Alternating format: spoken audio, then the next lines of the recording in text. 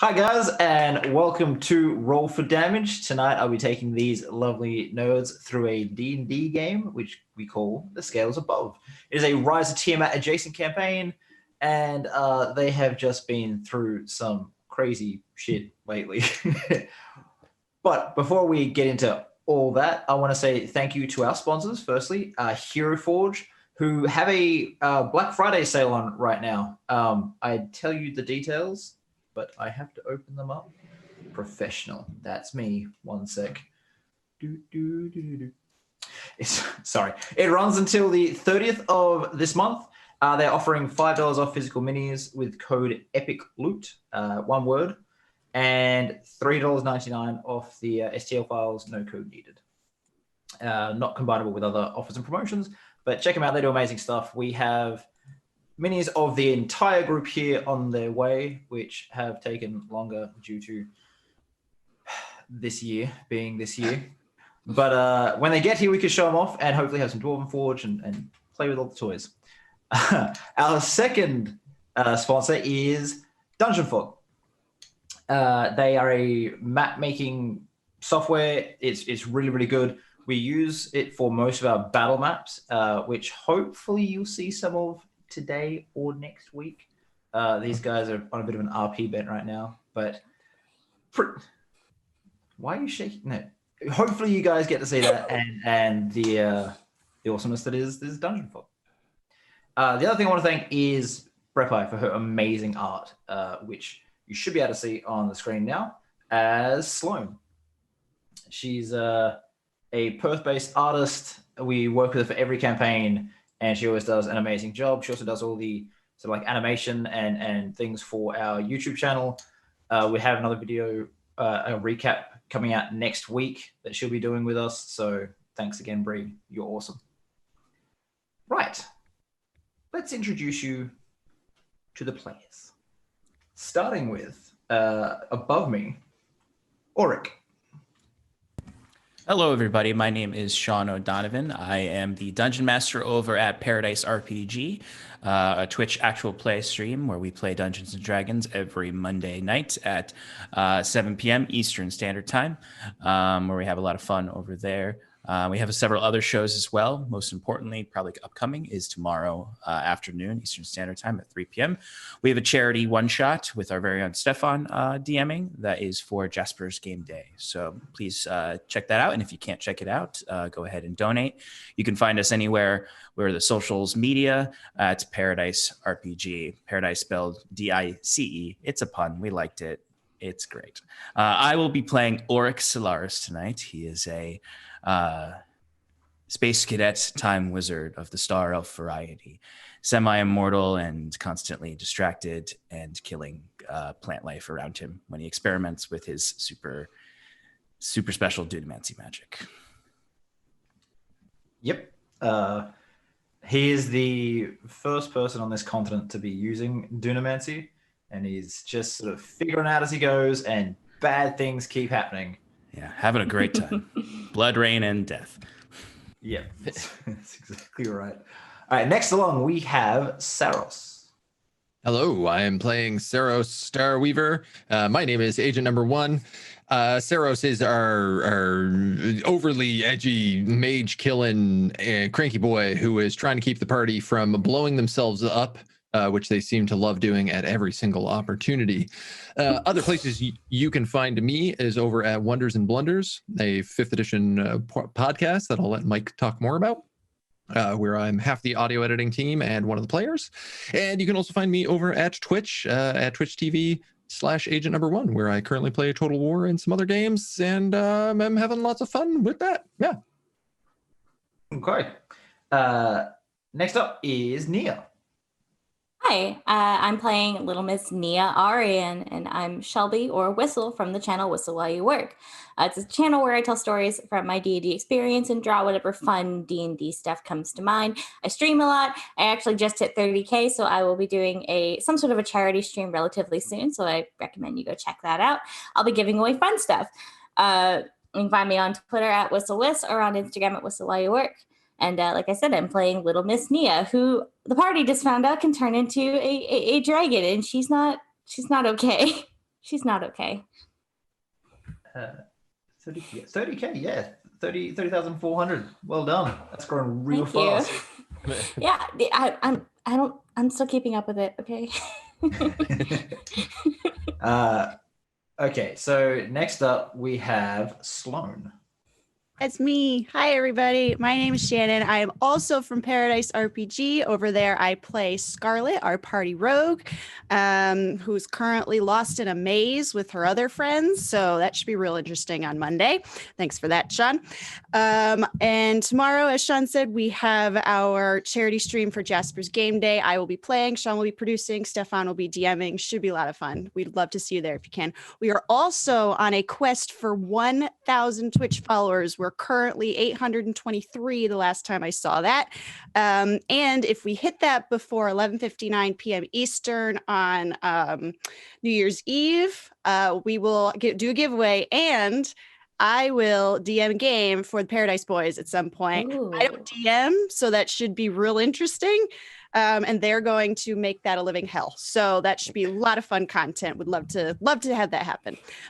Tonight, however, I will be playing SLOANE, our party barbarian, who can't read, loves creme brulees, and is a big teddy bear who also, looks like this. So she's a great time. Did I hear correctly that it might be like a Magic School Bus style You did. episode? I did? You did. That is Okay. correct. Yes, that's correct. Yes. Are you going? Yes. Are you going to dress up in like the war paint as the teacher for that too? No, but I do have a planet dress. So Please dress as Miss Okay. Frizzle. Please, I need 100%. this. Oh, 100%. I'll just show up like I do for my first graders every day. Yes. Oh, it's great. I hope you. No. Okay. No. All right. Next up, we have Leaf. Yeah, hi, I'm Mike. I am the DM over at Wonders and Blunders, which you should definitely check out wherever you get your podcasts. We are just getting into our Daggers Out mini arc, which is like a murder mystery arc. We're generally sort of a horror comedy 5e podcast, but this arc's going to be a lot of fun. So come jump on in and try and figure out who the killer is. And in this campaign, I play Leaf. I'm Leaf. Howdy, howdy. I'm a cowboy cat who dies a lot. I got very few lives left. I had 9. Who knows how many I got now? Lost an arm, came back with a devil arm. That's old Leaf. That is all Leaf. Yeah, Leaf's not had a good while. So, Leaf, as the sort of designated leader of the party, do you want to do the recap or designate that to someone else? This takes me by surprise every time, even though we do it every week. It's 8 weeks running in a row. Same thing. Like good leadership requires delegation, and maybe volunteers. Does anyone know what happened? Want to talk about it? I know Nia takes notes. Nia's got the book. Get it, Nia. Get it. Okay. Well, my book is upside down. That's not helping at all. I know how to read.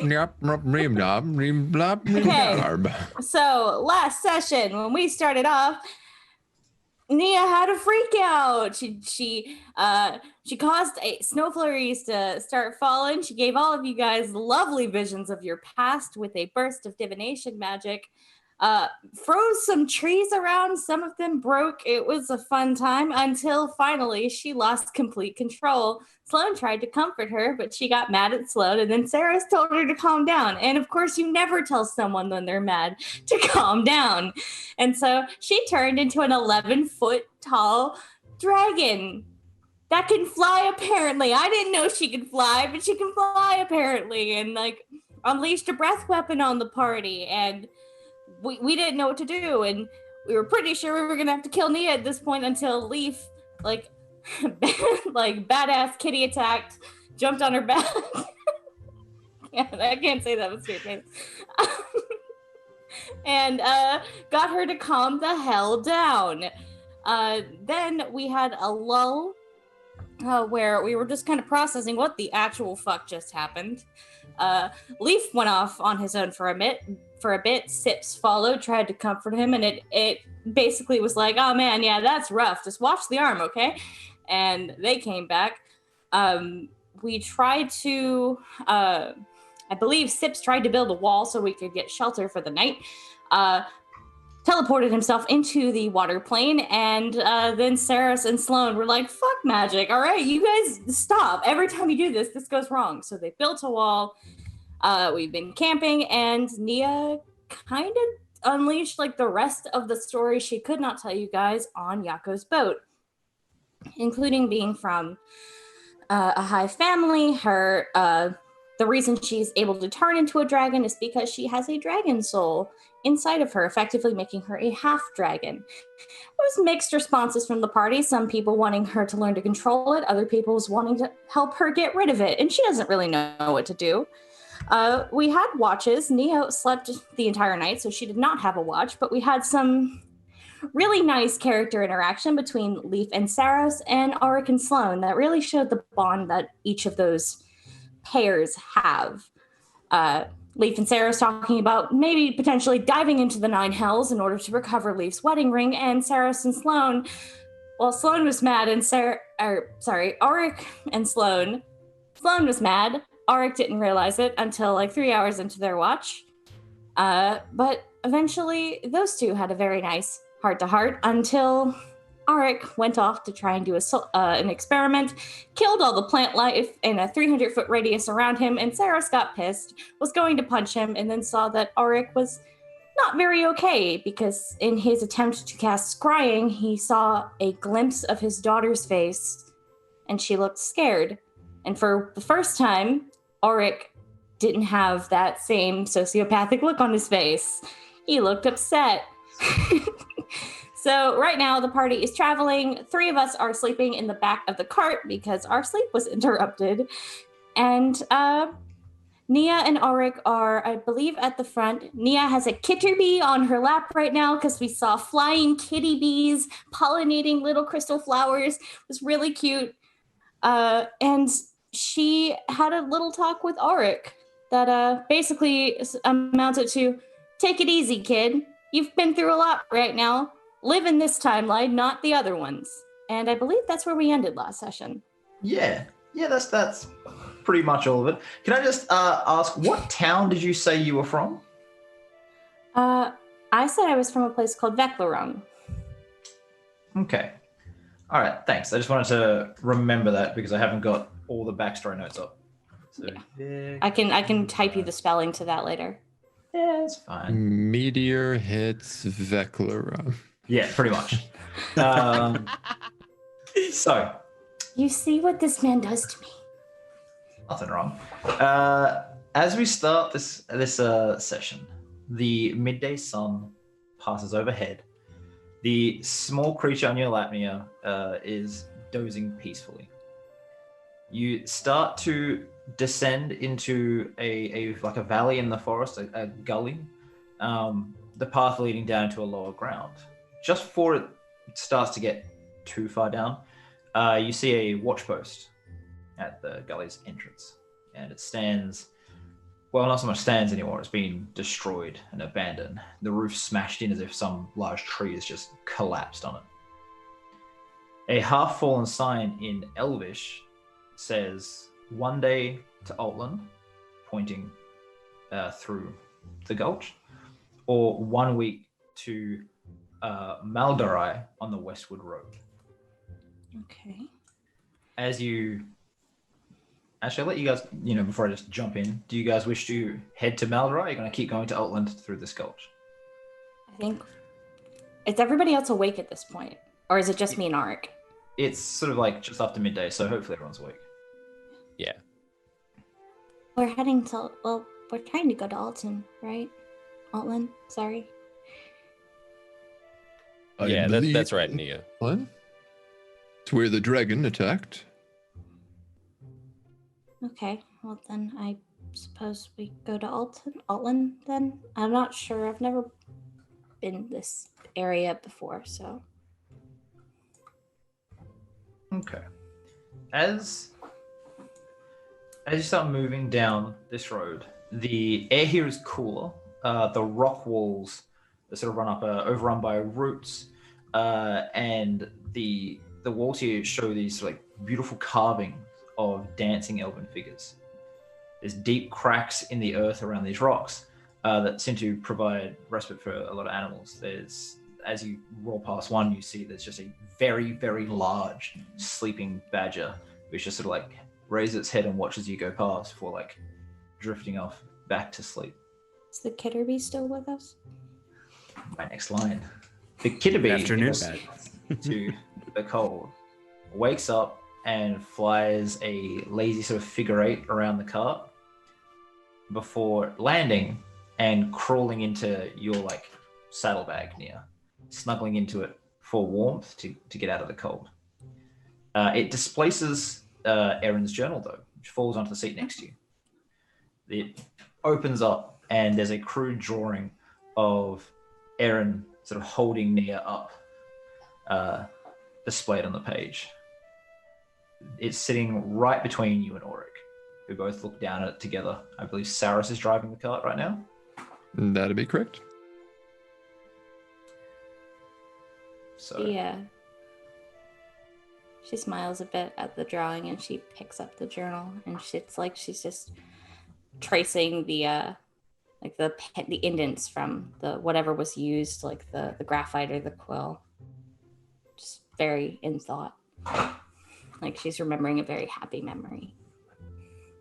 Okay. As the day goes on, the area starts to get quite cold. And if you don't make a camp here at some point, you will be traveling overnight through this gulch, this gully. So, what would you I would guys like to do? imagine stop for the night if Does it look like this gulch or gully is like prime ambush location? Does it seem like we would be able to push through it safely, or that it would be dangerous? Can I make like a survival check to determine, to try and like scout out, this is where I would rob someone? Sure, go for it. I guess is my question. Does it look dangerous? Ignore the advantage, just take the first roll. Okay. Oh, they were both the same, so. All right. So this area, it would be prime ambush location, being sort of like, you know, a row between these two rock walls. But the elves don't have a whole lot of bandits. There's not been a whole lot of problems here. The only things you've seen are the spider people and the Yes. Kinora and Erin. So you roll pretty. Make a perception check for me, Saros. Sure thing. Perception, boop. Ooh, 12. That's excellent. It's just what I was hoping for. You sort of look around, and apart from the badger, you haven't seen any signs of life here. There doesn't seem to be anything. It's quite dark. There was a brief moment at midday where there was like, because above you there's like an opening in the canopy, so the light would shine directly down here at the sun's zenith. But apart from Well, if this place is safe enough that a fat and lazy badger can sleep on the side of the road, I see no reason we can't make camp. should take watches anyway, just in case. Agreed. That's a good idea. The other thing about badgers is no force on earth can make them move once they're taking their nap. I think more things in this forest to be afraid of them than them of it. Have you seen many badgers around, Leaf? Lost a toe to a badger. Oh, how did that happen? What did you do? Let my guard down in there while one was lazing about nearby in a situation just like this. So we have to keep watch for badgers. Okay. Okay, so Saros, you're going to be pulling the cart aside, dealing with the horses, brushing them down while everyone else makes camp. Yes. Are you just going to let them wander around the gully? Or you're going to just keep them tied to the cart? No, I'm going to keep him tied. I know that there's spiders wielding daggers in the trees, so I'm definitely going to keep the horses like nearby. Okay. In that case, how's the watch going to be broken down? Leaf, could we go. take a watch together, please? Yeah. Of course. Go after them. You I and could always take the last 4 hours. Okay, so Are are you there guys 3 going sets to of do? watches or 2? You want to do 2 or 3 sets? Up to you guys. Well, considering how Auric has been so kind as to wake us up the last 2 nights while we've tried to sleep, I would be happy to volunteer him for the watch tonight. Oh well, certainly. I don't need as much sleep as you all, so happy to. So does that mean Sloane and Auric will be butting up together for the second watch? Sure. Yes. Okay, and Saros will be taking the last one if there is one. Yeah, I'm just taking the nap tonight, you know. Yeah. I think you've earned a nap for this. I think the idea right now is Nia will take the first 2 hours, Sloan will take the next 2 hours, and then Auric will take the last 4 hours. Okay. So you guys make camp, food comes out, you share out your rations, and everyone settles down to sleep but Nia and Leaf. Mhm. Can I get you guys to roll perception checks? Oh, that's my best stat. Yeah, this is the issue with the 2 of us.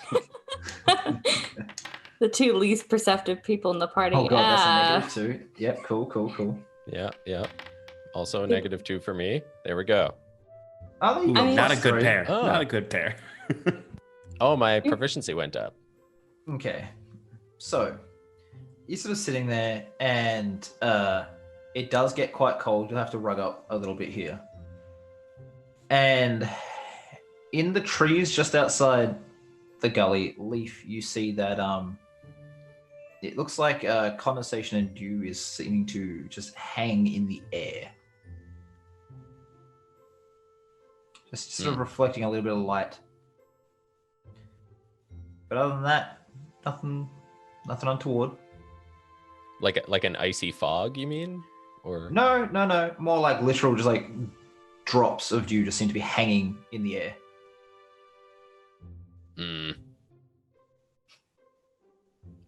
That's what Leaf says about that. Okay. Nia just kind of perks up because she doesn't see it. I doubt she sees it with that 6. No. Is there anything you guys want to talk about on your watch, or just let it go past? Thank you for snapping me out of it.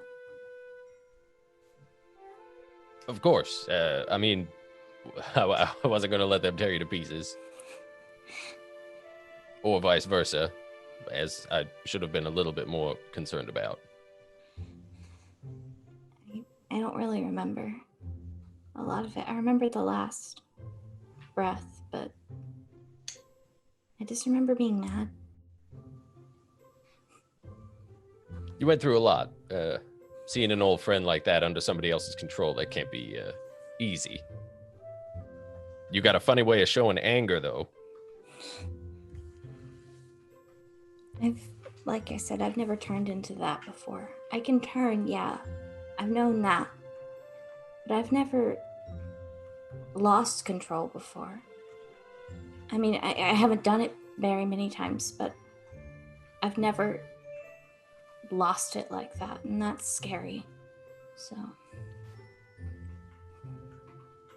Nia, we are moving closer to a cult of dragons. Hmm?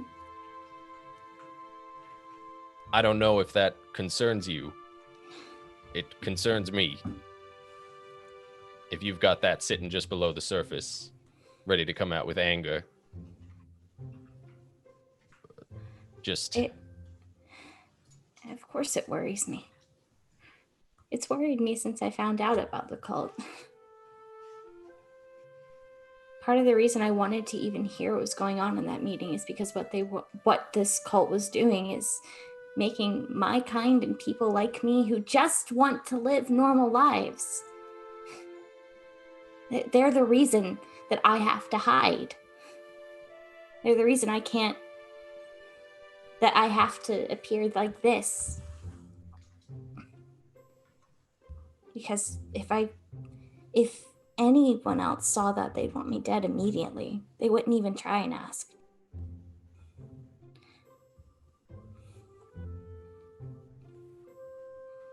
When you changed before, what snapped you out of it then? I think SLOANE knocked me out. But when I changed before, it was different. It wasn't because I was angry. It was when we were down in the sewers in Duskfall, we got attacked by a big slime lady. I don't really know what she was, but she was really scary looking. And she really hurt SAROS. And I tried to help.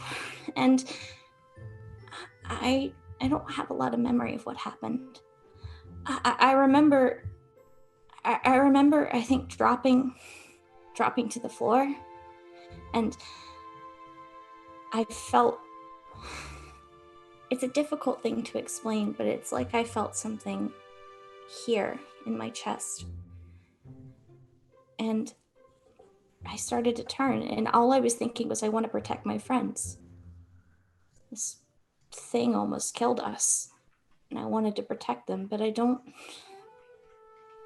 really know what happened when I lost it, but I know I had control, and I don't know what caused me to lose it.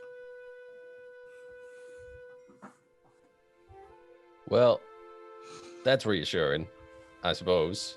50% chance that you're going to protect us instead of attacking us, and, I've lost quite a few coin flips, but not all of them. When I'm normally turning, I still am me. I'm a little bigger and a little scarier, but I'm still me usually. That's what every keeper is. We're still us. We don't turn into monsters. We just take on a power that we're supposed to use and keep safe and use to keep my village safe. But I guess I can't really do that now since I'm so far from home. Well, I mean, what's a village except a gathering of people who care about you? I miss We'll my be your brother. village for now. We'll figure out a way to turn you into something to protect us, if that'll make you feel better. Make me feel a hell of a lot better. I think I just like to learn how to not hurt you guys. Actually, and she's gonna go into her journal, into her book, or into her bag where I'm assuming the Kitterbee still is. Yeah. And just so like it opens its eyes as you start messing about, and its wings like zzz, just for a second, then they settle back down. And sort of as it's moving, it's just like all the little shards of crystals are just falling off into your bag, and it sort of like just meows a little bit at you. I give it a little scritch behind its ears as I take the journal out. Creepy as hell. What? The Kitterbee? Yeah, whatever it is. Auric said they were creatures from the Feywild. I mean, if you can imagine it from my perspective, it's like a little naked baby with bee wings. Oh, yeah, I guess that makes sense. They're very friendly, though. Yeah, I'll take your word for it. As she's taking her journal out, and I feel like she marked that page with that little drawing on it, so she flips it open to it. Okay. I don't suppose you know how to... What other languages do you speak, if you don't mind my asking? Oh, I'm dabbling a bit of Dwarvish, Elvish, Orcish.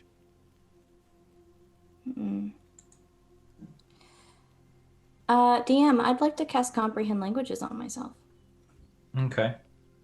What language do you speak natively, Nia? I speak Common, Draconic, and Elvish.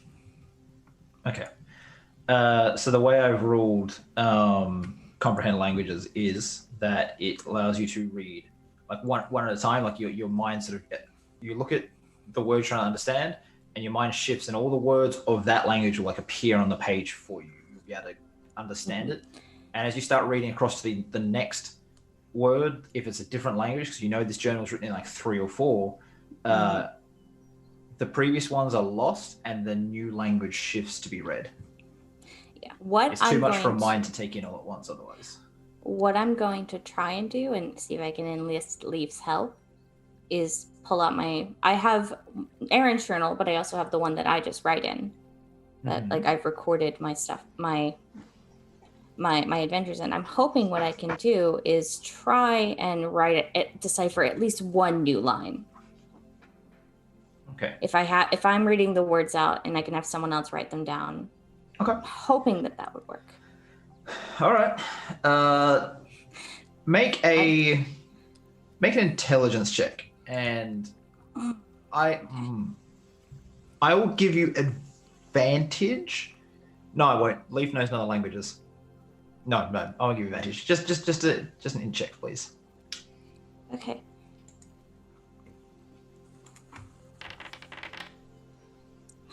God damn it.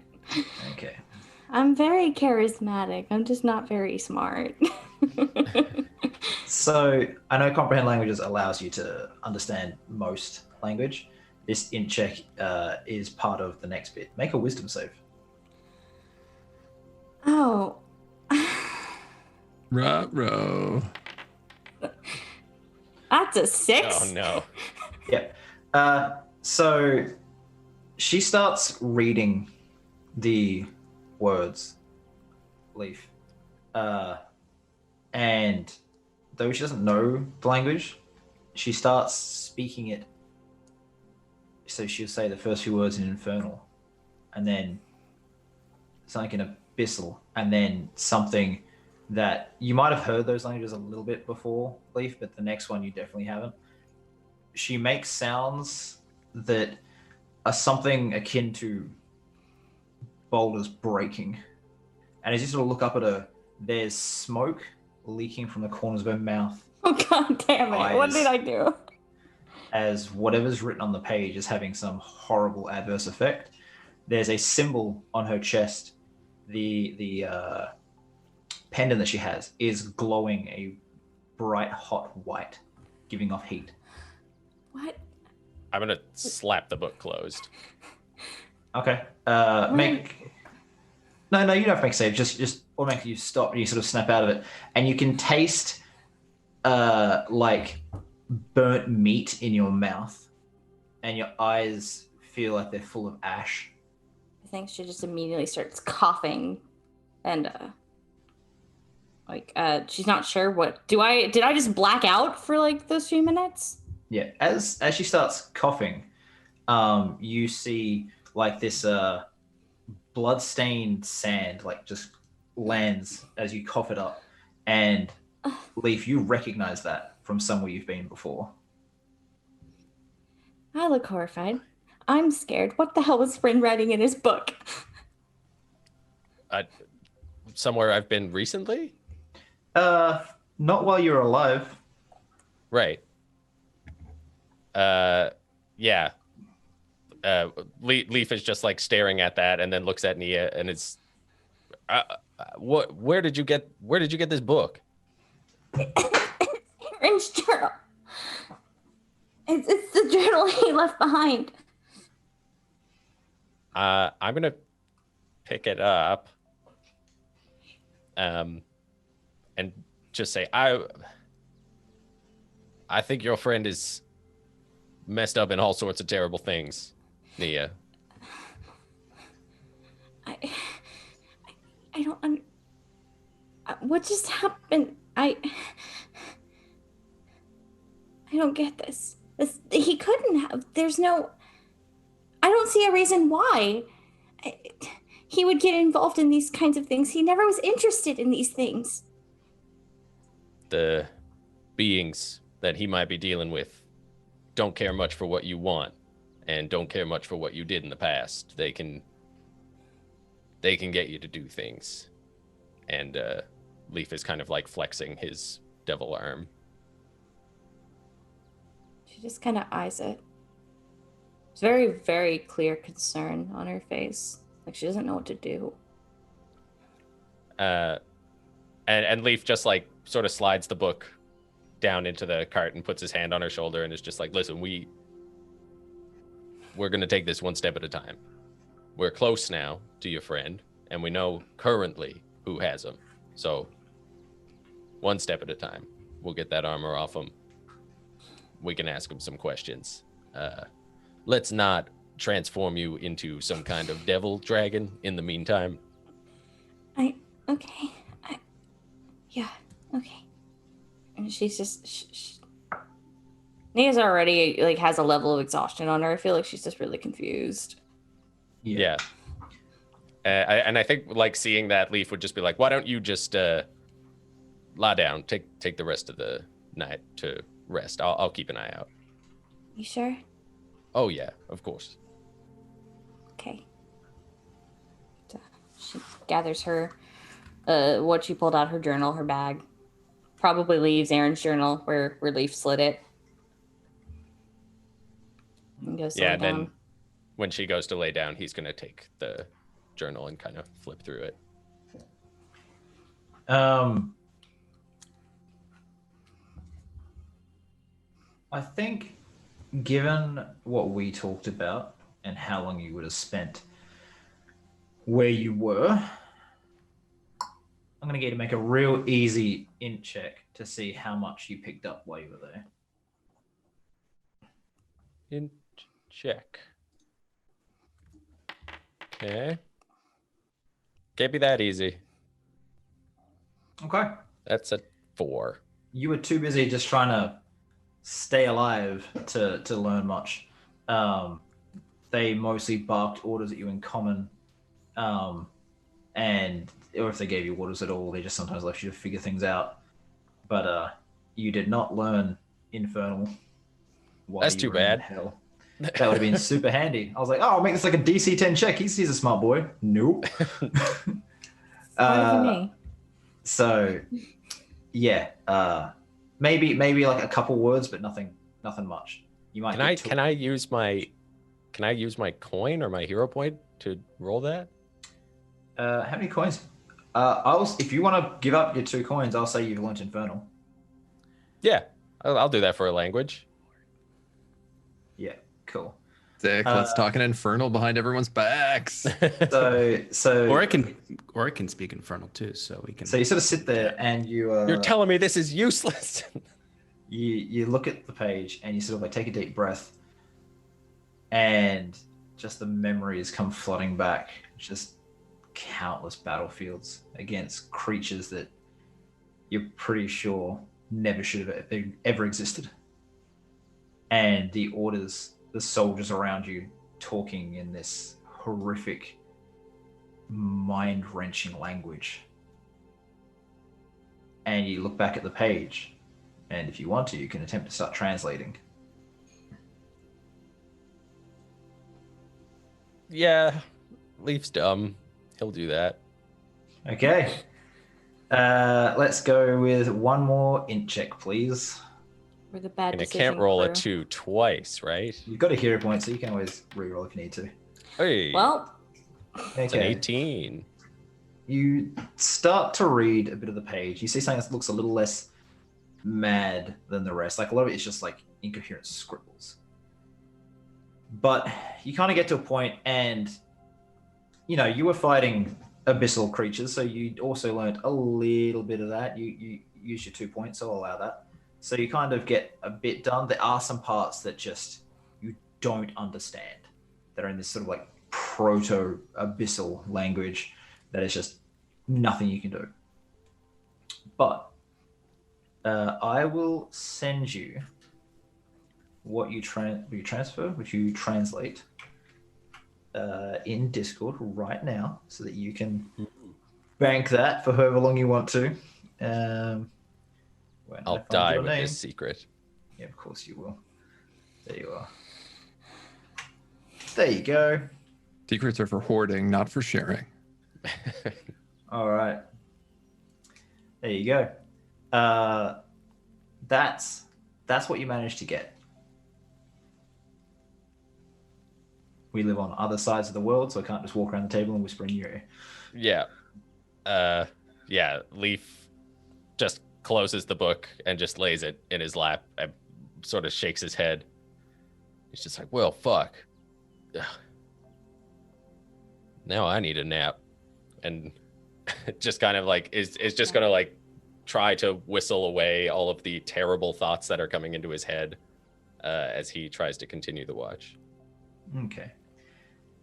You are also very, very tired because you didn't sleep much last night. Yeah.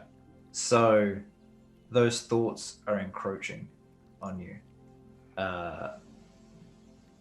You were kept going by just the most fiendish taskmasters when you were fighting in Avernus.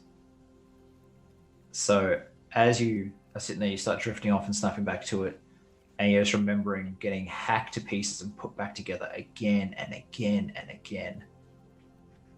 You're pretty sure 2 hours has passed at this point. So yeah, I think Leaf's whistle kind of cracks away and he's like crying and just kind of shakes himself and composes himself and then makes his way over to wake up SLOANE and Auric. Yeah, if they want to make perception checks for me as they wake up and look at Leaf. Is it both of us or just SLOANE? I think it was just me because I was going to do 2 hours and he was going to do the last 4. Sure. I mean, okay. Just SLOANE by herself. It's fine. You can. This is as you wake up. So you look at Leaf and you can see something is amiss. Something is not quite right with him. He just isn't his usual happy-go-lucky self, I guess. Leaf, what is wrong? Just you You look sad. Not memories, I suppose. Is there The dark anything I just got can to do? me a bit. No, I don't think so. I'm just gonna try to get some sleep. All right. I will protect you. I believe that. Make a wisdom save, Leaf, to see if you sleep. Oh no. Will you sit up with SLOANE all night?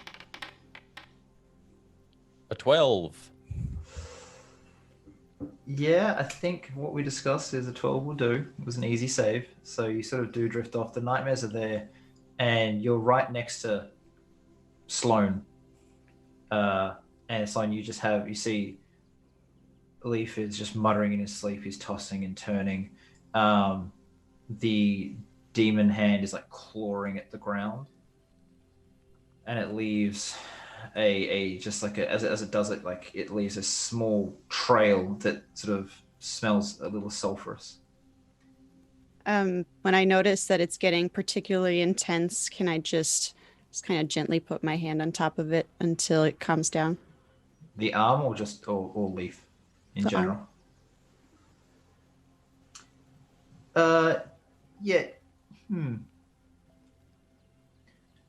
Make a charisma check for me. Okay. I'm like, what's a good comfort check? 10. Okay. Leaf, in your dreams, you're fighting, and this large winged demon is approaching you with a axe of flame, and you're ready to fight it. You have sword in one hand, crossbow in the other. And as you go to raise the sword, this other demon has wrapped some tentacle around your arm and is not allowing you to move it. Well, fuck. That's the In- opposite of what I wanted to do. In your dream space, what would you do? I mean, I would try to probably chop the tentacle off. Okay. Just make a perception roll for me. Me? Yep. I know this is a lot of checks, but I just want to see how this plays out without telling you guys that you're killing each other. Take my arm off, aren't you? 24. Oh, that's persuasion. Take 6 away from that. So Okay, 18. that's still not too bad. So,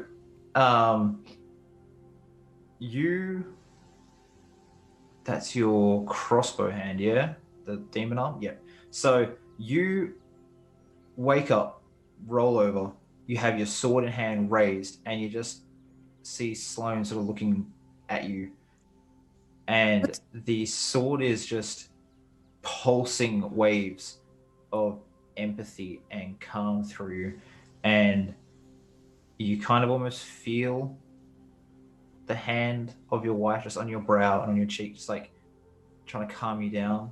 Just that like gentle push over your head and across your cheek. And you just take a deep breath and you realize that it was just Sloane trying to help.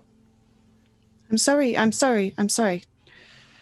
And he like drops everything. Like just the sword just clatters to the ground and his hands are kind of shaking. And I think he's just like, no, I'm so sorry. I got lost. I could tell. I'm sorry. No, I could tell. Your dreams must be scary. They are. Thank you for watching over me. I think he just sits down now next to Sloane, Give not him a wanting to hug. risk going back to sleep. Oh, God, I love Sloane so much. Make a con save for me there, Leaf, as she hugs you. This is I'm gonna hug you to sleep. This is not To the a, eternal like- sleep of death. 8. Okay. Not non-lethal hug, DM. Non-lethal. I know I wasn't going that way. I'm not that much Just of a in case monster. your brain is, I don't know. I just wanted to make sure.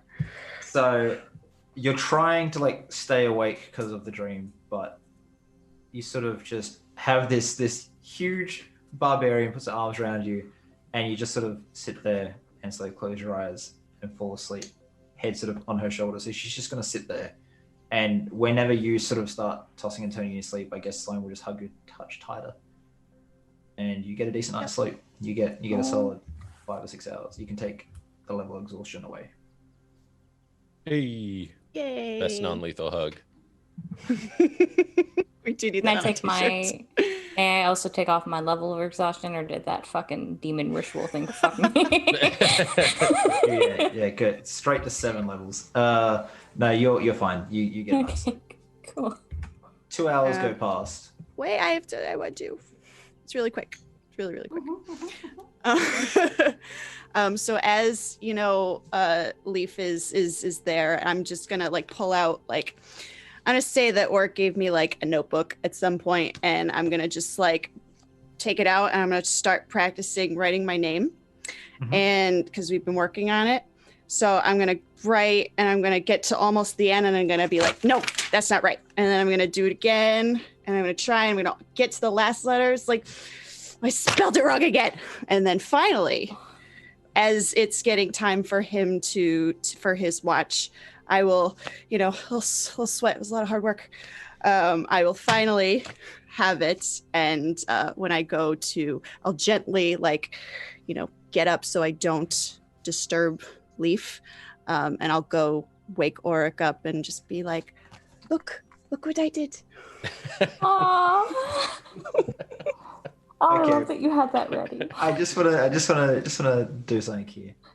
Sean, can you make a perception check as your time of like your rest would pretty much be over, and because I believe it's not sleep, it's like a trance, right? So Yeah, you'd it's more of a or less chance. be laying there like just still, and then she's trying her hardest to do this. So make a perception check for you.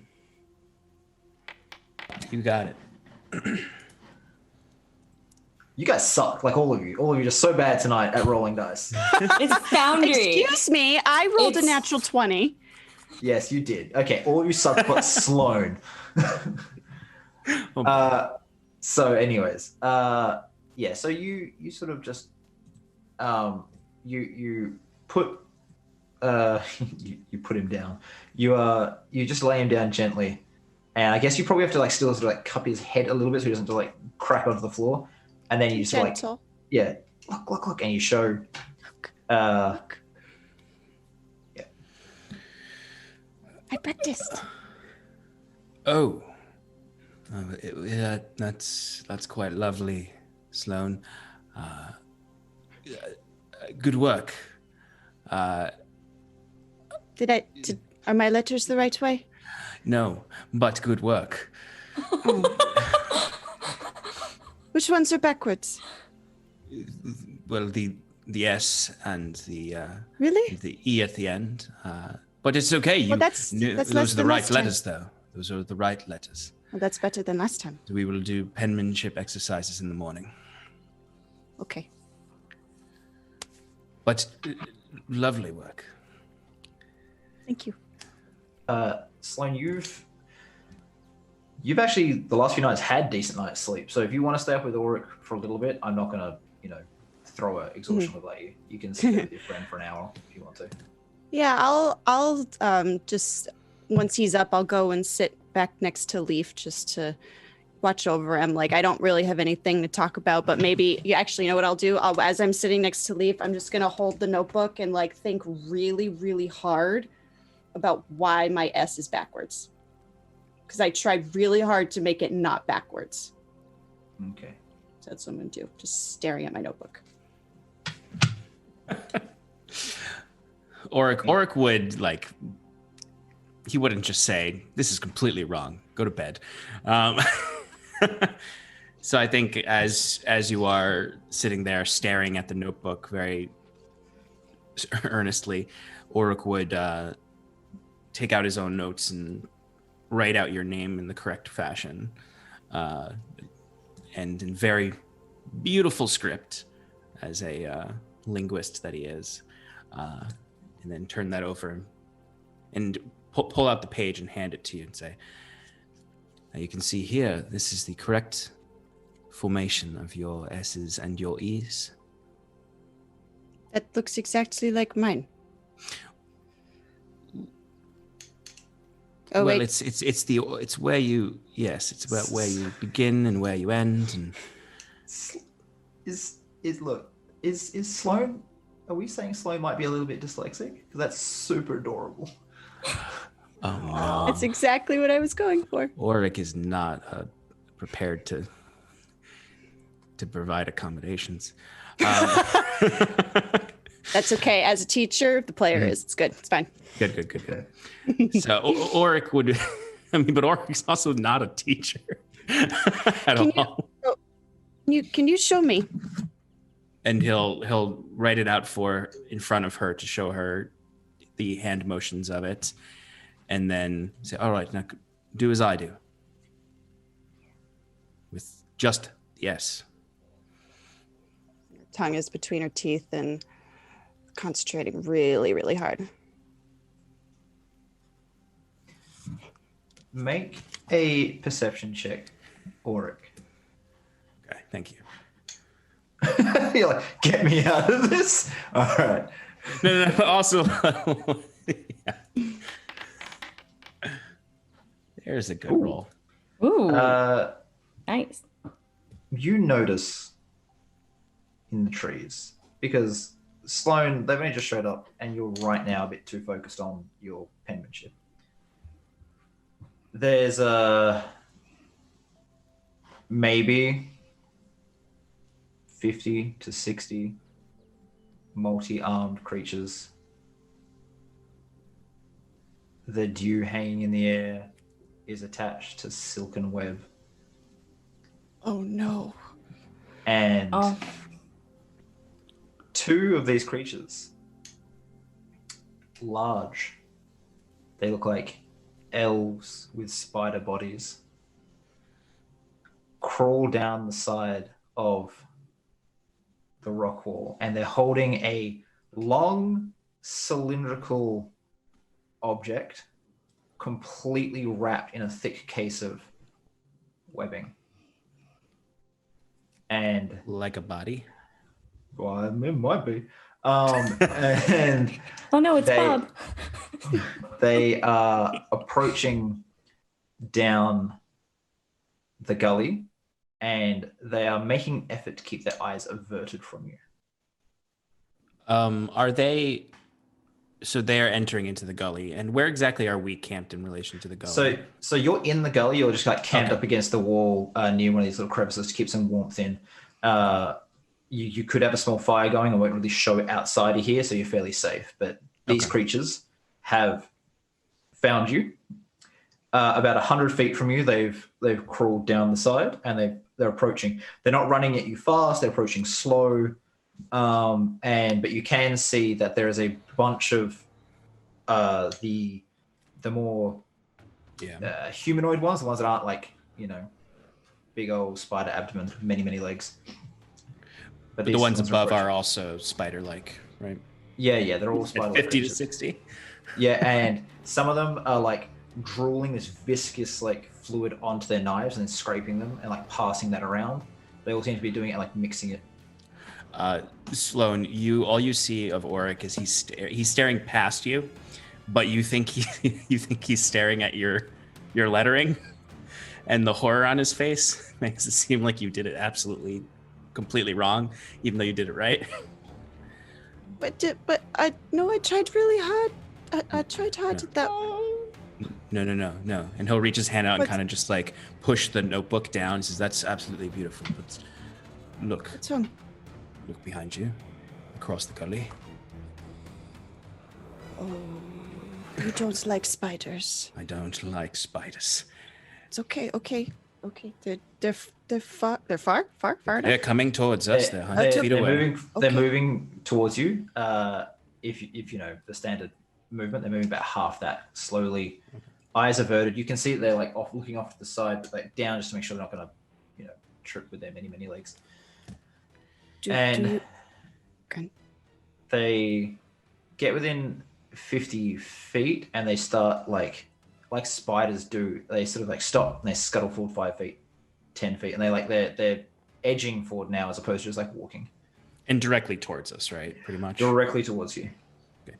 I don't think these are the kind that I can just destroy quickly. Okay. Do you have any magic to hide us, or should we wake everybody up? I think we should wake everybody up. If I use the magic that I have that may hide us, I'm pretty sure I will cause blood to rain everywhere and plants to die. But so it might not be wise. Yeah, yes, that's not a good idea. Okay. Wake up Saros first. Don't look at them. Just don't look at them. Okay? Okay. So while Sloane goes to wake the others up, they're all pretty tired and they were hoping to get a full night's sleep. So I'm going to get you to make, you can all make perception checks at disadvantage. Well, I'm exhausted. I'm already taking disadvantage. Unless Sloane is going to like quite roughly be like, wake up. I mean, yeah. Okay. Just you guys will wake up. I think it's about time I start experimenting on Liamon's tiny hut. Yes. These That's exactly what I was hoping you had. They'd be upon us before I can get that off. These creatures are wearing like a cloth like mask over here, over their face. And they moved within about 15 feet of you, Auric, and they lay the cylinder down. At this point, Sloane has probably woken up too. You can choose two people who have woken up. They're not completely like cognizant of what's going on yet. You've just kind of woken them up. Definitely Saros, and she's kind of looking back between Nia and Leaf, and Nia and Leaf. She really wants both of them to sleep. The hell did Auric do now? Why does that? Why? He did nothing. Leave him alone, and she'll wake up Leaf. Okay. So you've got those two up. They've laid this thing down. Mm-hmm. They take a step back, and they drop their front forelegs and kneel, heads down, now eyes looking up to you, and Auric, don't watch. They clatter something under the mask, and they're waiting for you to do something. Well, Auric would be spiders. Auric would be standing, and like he would be in a pretty aggressive stance at this point, although he is not attacking like he did last time. His orb would be out and kind of vibrating and present. I would be very confused looking down at this body-like shape. So they're. I guess I can't really understand them. I wouldn't be able to understand. You could, if you don't think, you can always make a roll if you want to.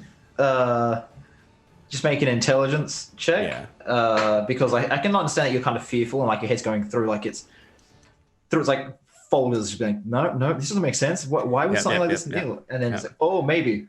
So let's see how it goes. After I woke up those two, I would have gone over back and like stood a little bit in front of him. 26. I'm a smart. Where you get the +2 from?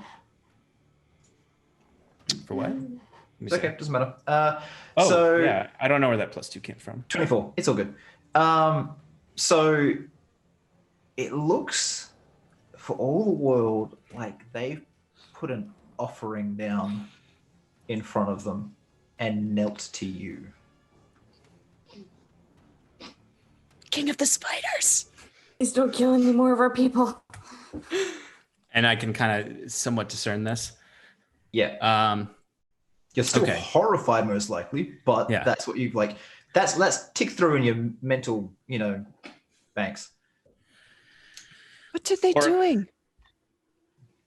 Auric would very slowly step forward, kind of understanding what understanding mostly what they're doing. He's going to try to put on a show of confidence, despite the fact that they still disgust and terrify him.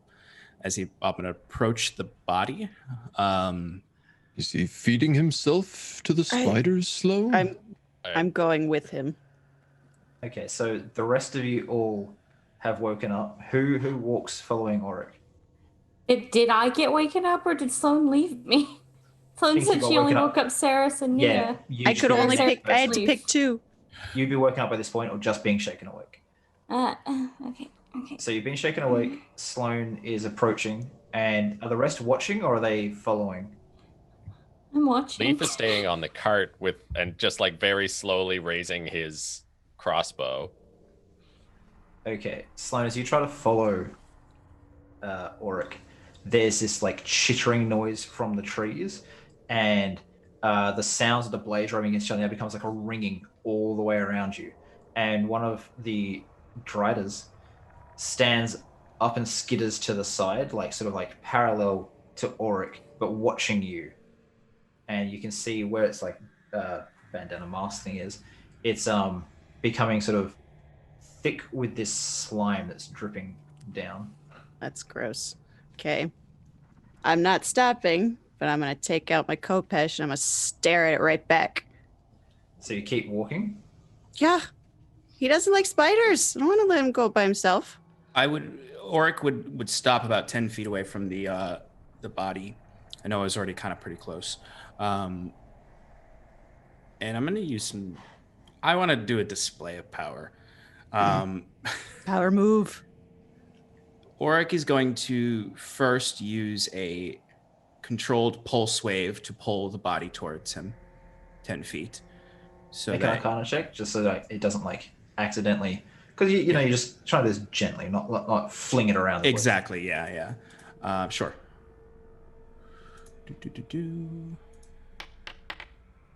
That's pretty good. It's a 33. Jesus, that's really good. Very good.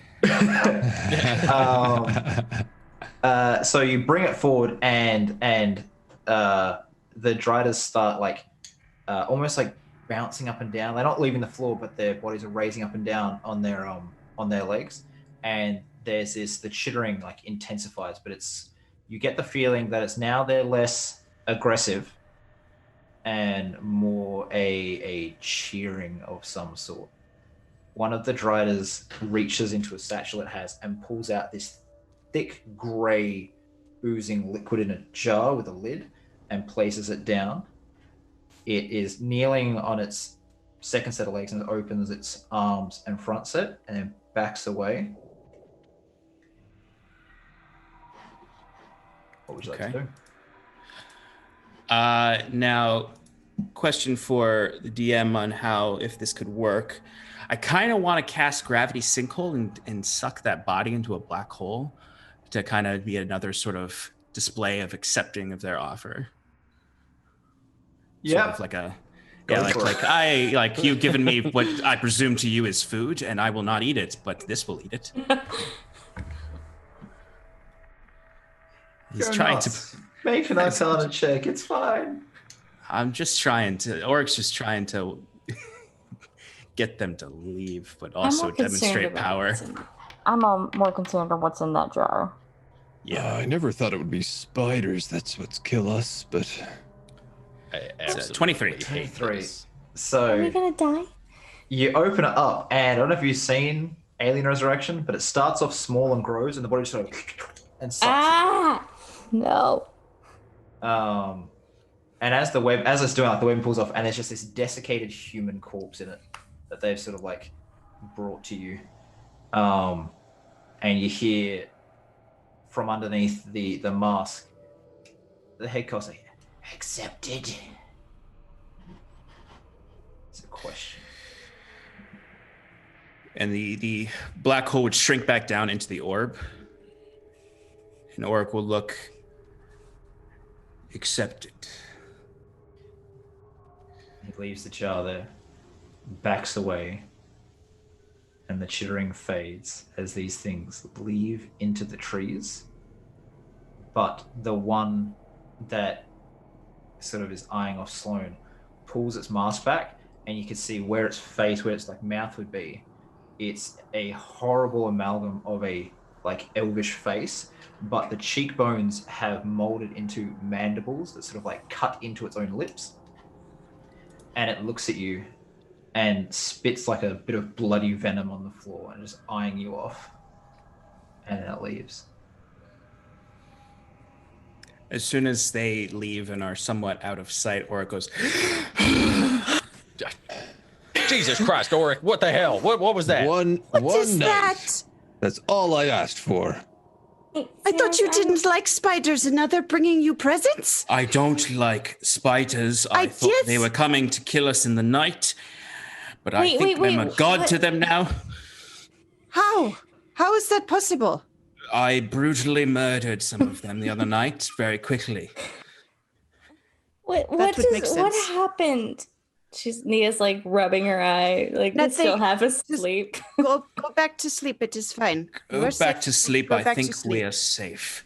Okay. And I'll go pick up that jar of gray Careful. ooze. Careful. Carefully. I'll do it carefully. I hate what that might be. As you touch it, the ooze inside begins like pulsing and and undulating a little bit. Oh god damn it. Like one of those like electric ball things, but it's just like liquid is like pulsing away from your fingertips. Oh, yeah. Do I have any idea what it is? You could start with an Arcana check and go from there. It's a good place to start. For me. Oh. Well, It is natural definitely- 116. You know for sure that it's gross. Holy crap. But that's Say that about again? it. You know for sure that it's gross, but that's about it. Yeah. Gross. It's the only way I can fail is if I get a natural one. For the most part. Well, what are you waiting for? Bottoms up. I don't think you should drink that. Auric definitely cocks ahead like he absolutely does not get the joke. And Saros is smiling at you like. Saros, don't do that. He might actually do it. He doesn't get it. Saros, I mean, I'd be curious as to what compel you happens. not to drink this. I had no intention of it. Okay. Well, if It- that it- changes, do it's- not by any means drink an unknown substance. I mean, it's clearly your gift, oh spider god. You Listen, wouldn't want to I'm going back to defend sleep. your servants. I don't understand the line of thought, and I'm not going to respond. He'll pick it up and go and sit down. Listen, I'm going back to sleep. If this happens again, next time, just let the spiders eat me. I don't know what all the fuss is about. I'm not dying to several choruses of spider creatures. God, what kind of place do you got to live in where the spider creatures are the second creepiest thing that you're looking at? God's sake. Climbs back and just like throws his coat over his face. The rest of your watch is uneventful. There's not even like animal sounds nearby. The spiders might have helped you out a bit there. And you can get a good night's sleep. The rest of you will drift off peacefully. The sun will rise and Auric will wake you. Oh. Who is going to be... No, I was like, would the horses have been damaged? No, they'll be fine. All right, so you'll wake up. You're sitting there eating like a breakfast, like porridge or something that you've had, your rations, sitting in the circle as Auric is still sitting there just like staring at the grey ooze. Is there anything you want to try on that, or are you just gonna contemplate it for a while? For now, I'm just going to contemplate it. Auric doesn't want to... He had plans to do some experiments, but seeing as he disrupted the party another night with a performance, he is keeping it chill for now. So he's just going to do observation for now. Nia is going to ask you, Auric, if you'll look at her journal with her later. Because she knows you speak these languages, and you probably know not to read a demon summoning whatever that she accidentally almost read. Yeah, Auric would, as soon as you even speak the idea of translating text, Auric will get very happy. He's like, certainly, I don't get a lot of time to do translations. They're one of my favorite things to do, though they don't provide always the greatest revelations, but something like this, absolutely. I speak Infernal, Dwarvish, Draconic, Elvish, Sylvan, and Celestial. You can translate all of them. I believe SAROS told me that it's Abyssal and Infernal that's in this book. Oh, well, I haven't mastered Abyssal, but I can certainly help with the Infernal. I pipe up, coming over with my notebook. You said we were going to practice this morning. Well, we will, yes. Sloane, I have a question. You said, can you read Abyssal or just speak it? That's a question for the DM. What's your intelligence? 8. You can read some Abyssal. Like, it's a bit hard and you mix up the words and it's a little... The letters are backwards. But you can get some of it. I can read a little.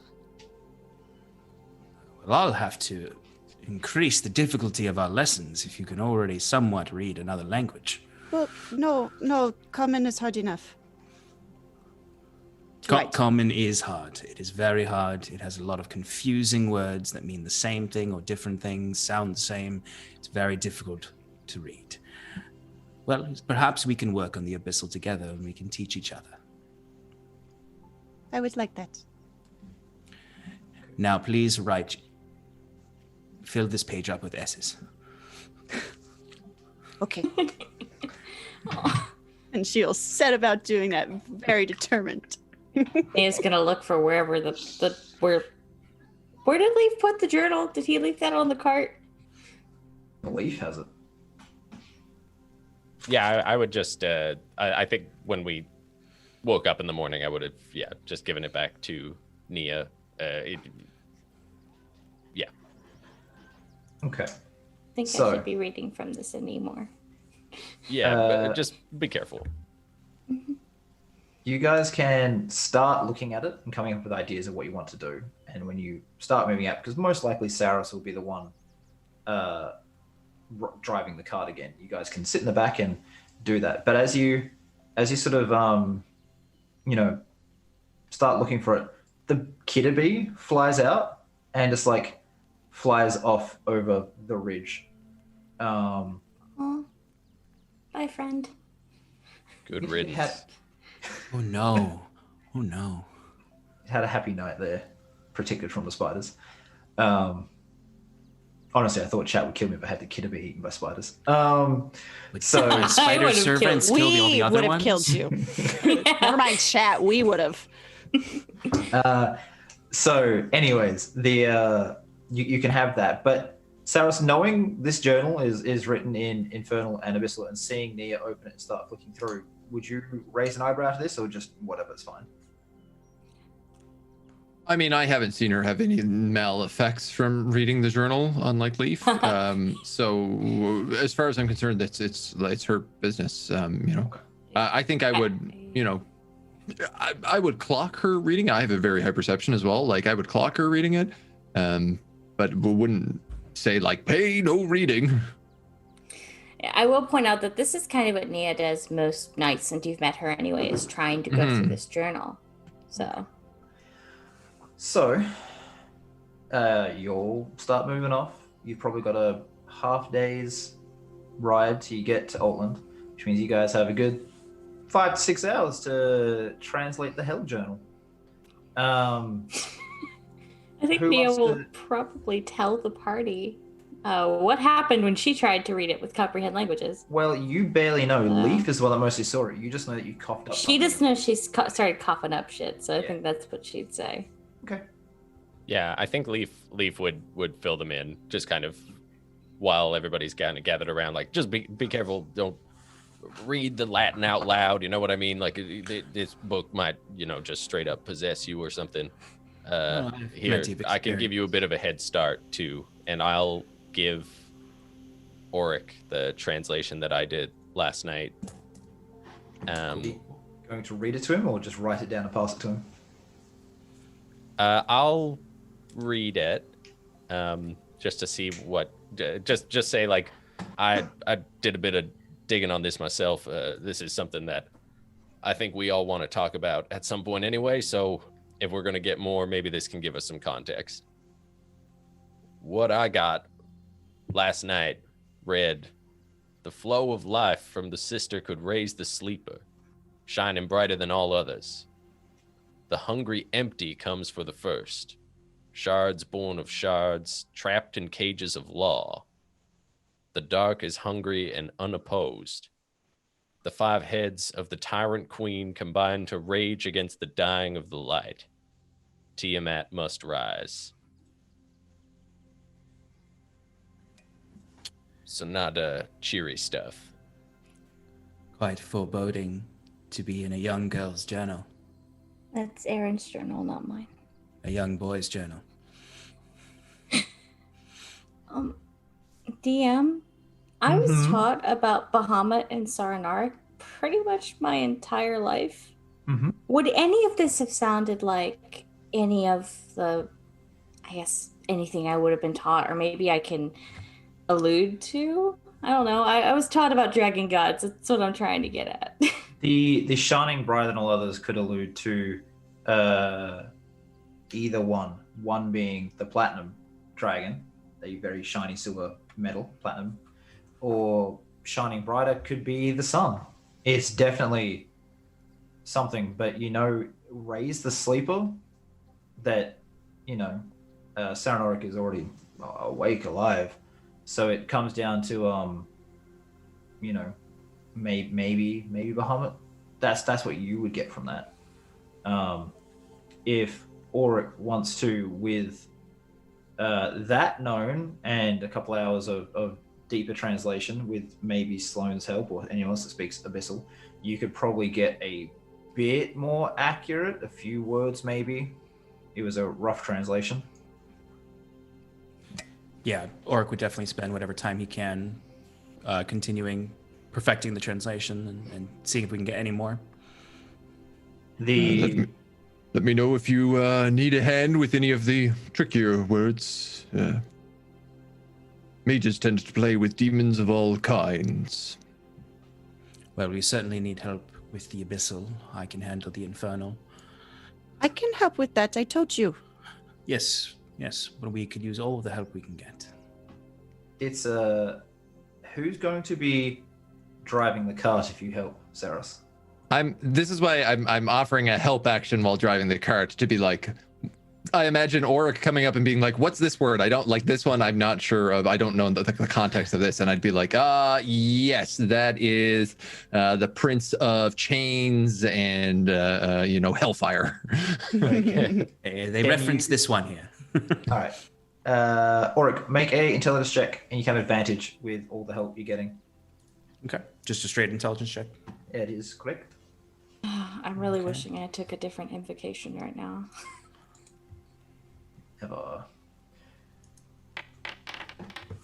Let's have a look. 25. Woo! Still adding that 2 that I don't know where it comes from. That's fine. I have the DC at 20, so you're good. All right, so the hungry empty is incorrect. The correct word there is void. And the first, they mean prime, as in the prime material plane. Okay. Shards born of shards is what the demons call gods. Shards of divinity, born of other shards of divinity.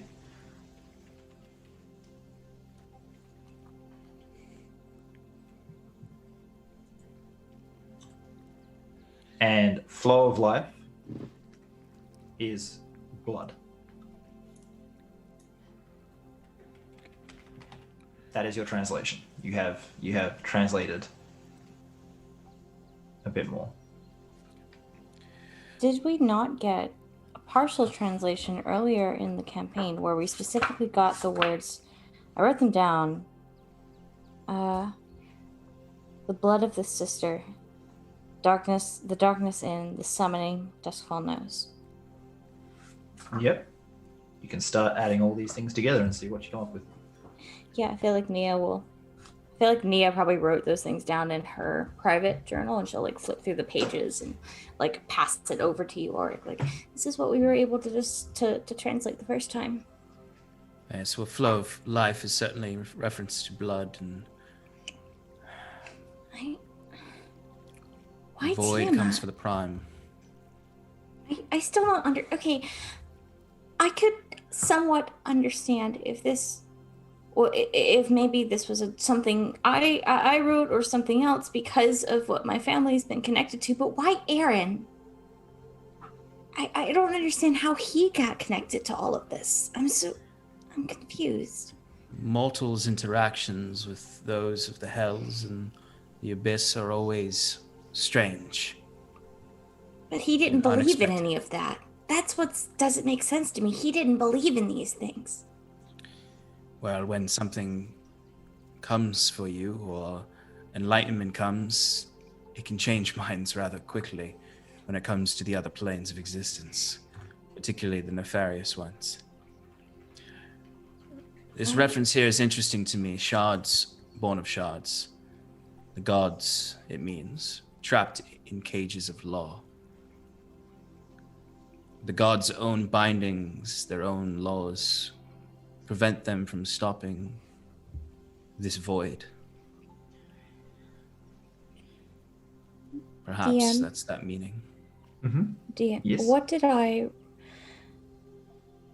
the weeks leading up to Aaron's disappearance, he just got more paranoid, right? That's correct. Yep. More paranoid, more of these dreams, couldn't really get a lot. Mm-hmm. Okay.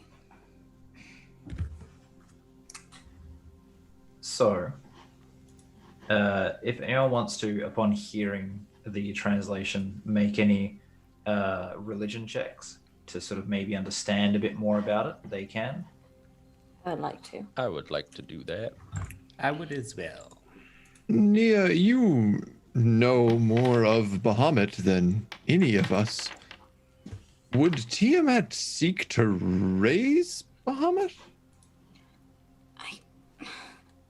They were enemies. This was my understanding.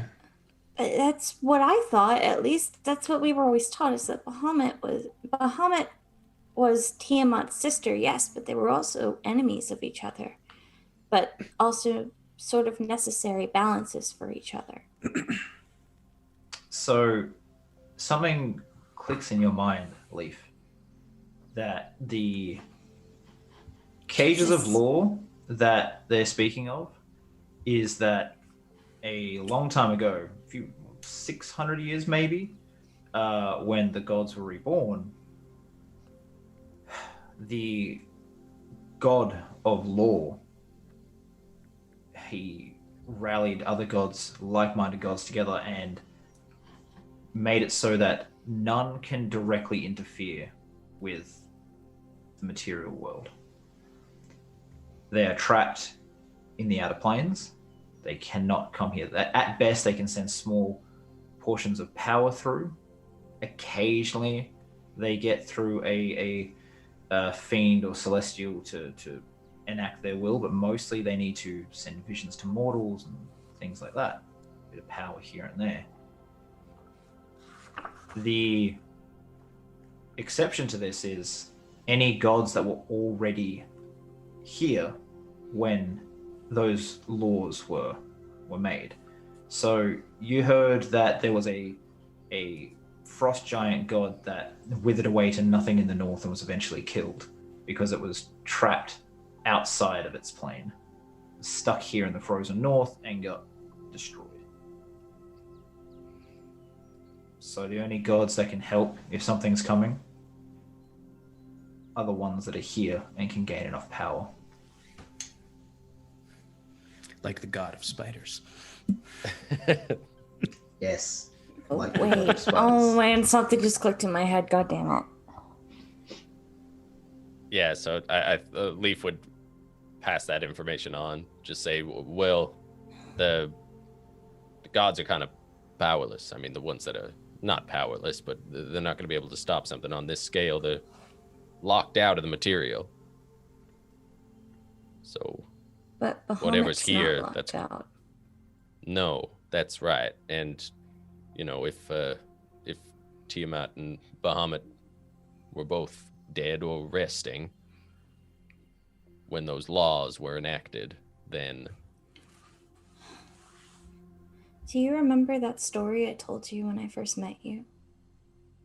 The one about the body of Bahamut? yeah, Of course.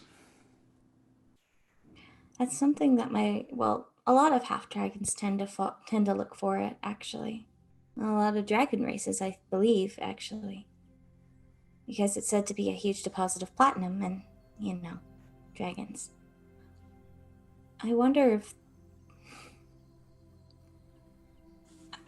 if they're searching for the body to raise Tiamat.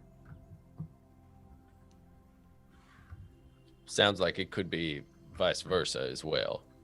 The blood of the sister could raise Bahamut. I mean, Tiamat on this plane would be... I don't know what this Catastrophic? hunger or void is, but it would be war. It would mean the enslavement of all people. And further sullying the name of all dragons. As she's like thumbing the engraving on her big platinum disc. Okay. With that thought echoing through your minds, we will take a short break and get back to the drama in a few. Wave goodbye, guys. We're back in 5. See you soon. Bye.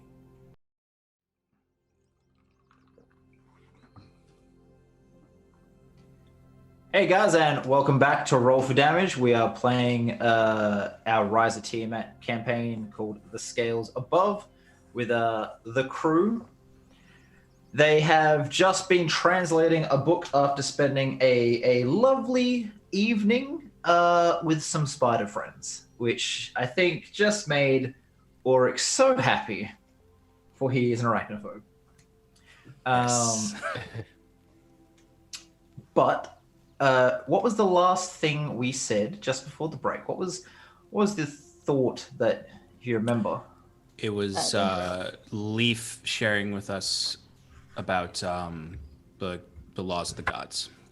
And Nia proposed the idea that Saros built off of, that they might be trying to rise Tiamat to bring back Bahamut.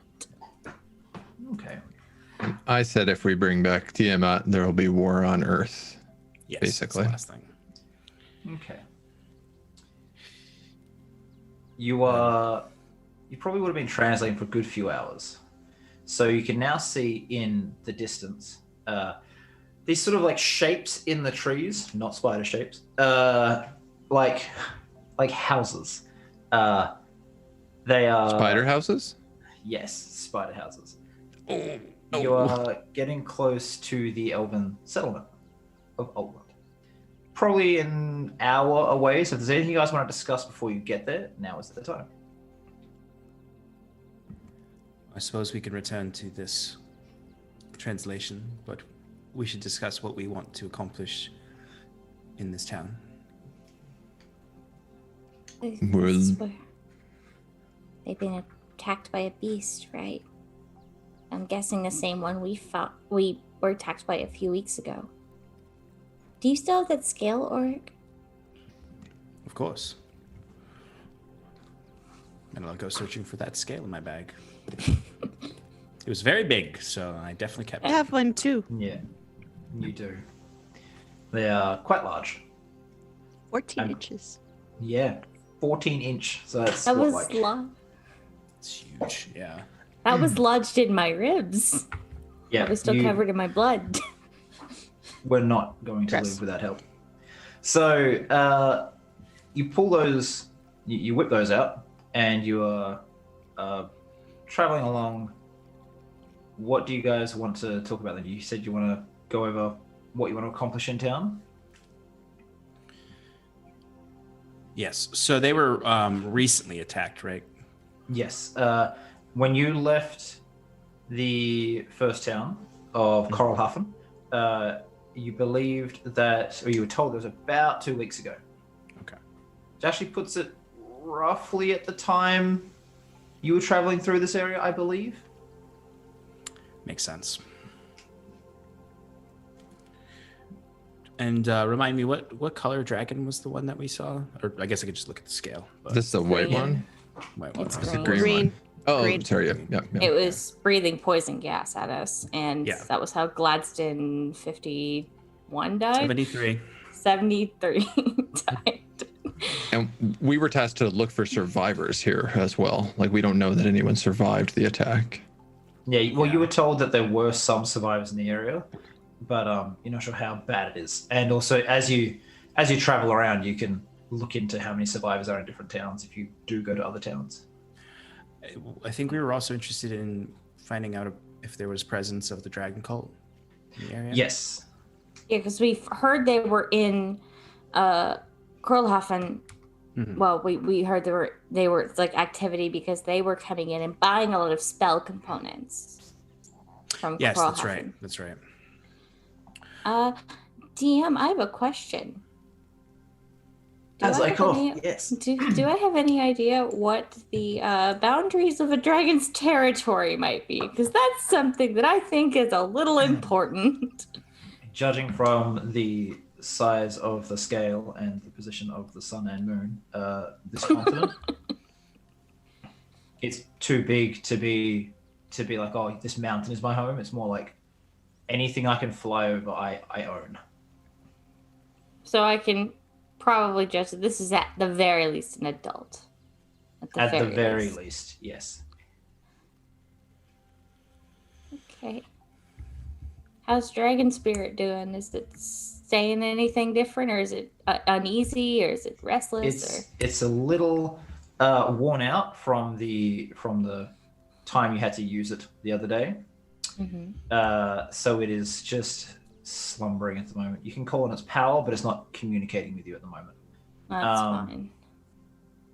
Just curious. It would have given off like a faint, I don't know, it's like a vibe when you when you first enter the forest, like you're entering something's territory, which you recognize from this happening before, but it's just that dull sense that you have, nothing more. Okay. Well, I suppose our pursuits should be to find survivors and then question them about the attack, but also the cult itself. I believe Harding also said that we look like the type the cult would kidnap. So perhaps laying low would be wise, unless we want to be kidnapped. In that case, I do not volunteer. Well, yeah, that could be a good way to meet him. I make a fair honeypot myself. We just Evidently. we just need to be careful. I know we've already ran into that thing before. That thing's really big, and I don't think any of us can take it on if it actually attacks. Oh, I have no intention of dancing with a dragon. Good, because that thing's at least an adult. That thing's huge.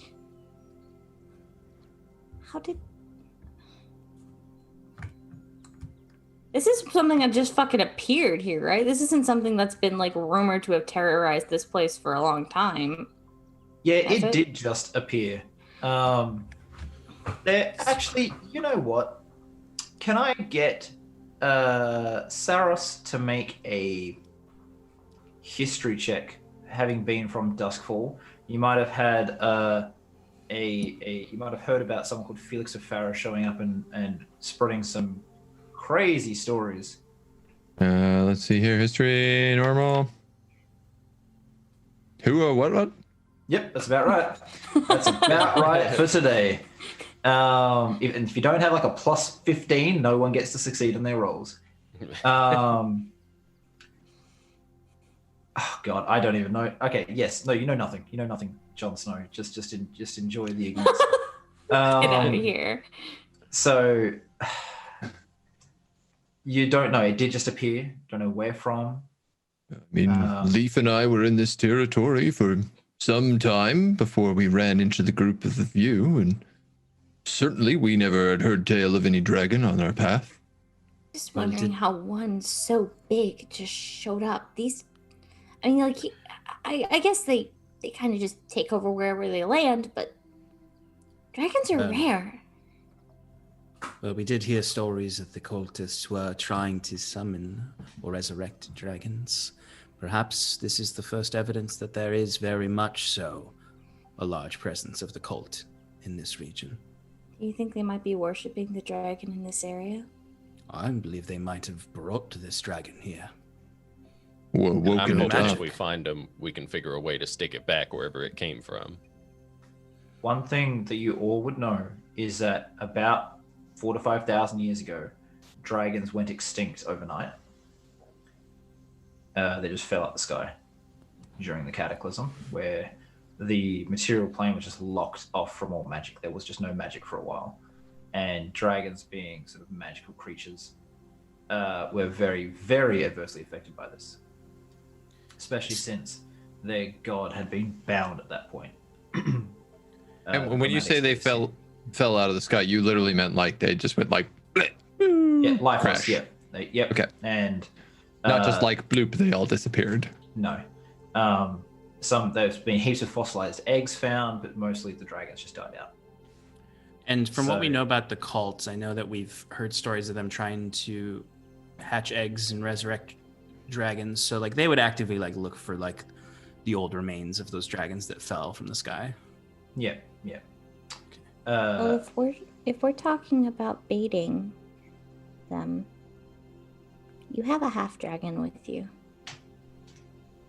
That might be a good incentive. Well, I think we must find some information first. Some reconnaissance will do us good. Just putting it on the table. Agreed. If there's wounded in this forest as well, if anyone has survived this attack, they no doubt will need our assistance. But I'm not so sure it is wise to bring out that side of you, Nia, so soon after we've had some unfortunate incidents with it. I wasn't meaning I was gonna transform. No, I don't. I've almost hurt you guys twice now. I don't want to do that again unless I know I can control it.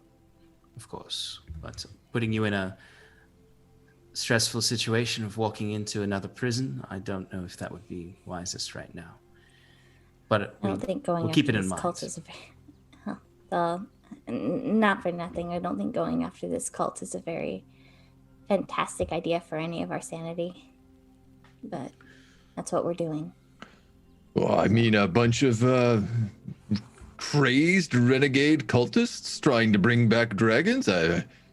It's nice to do some additional good in the world every now and then. I could use a good stretch. Yes, I also study time, and I'd rather it not end. Yeah, just to remind you, because I just wanted to go back and I didn't want to interrupt your flow.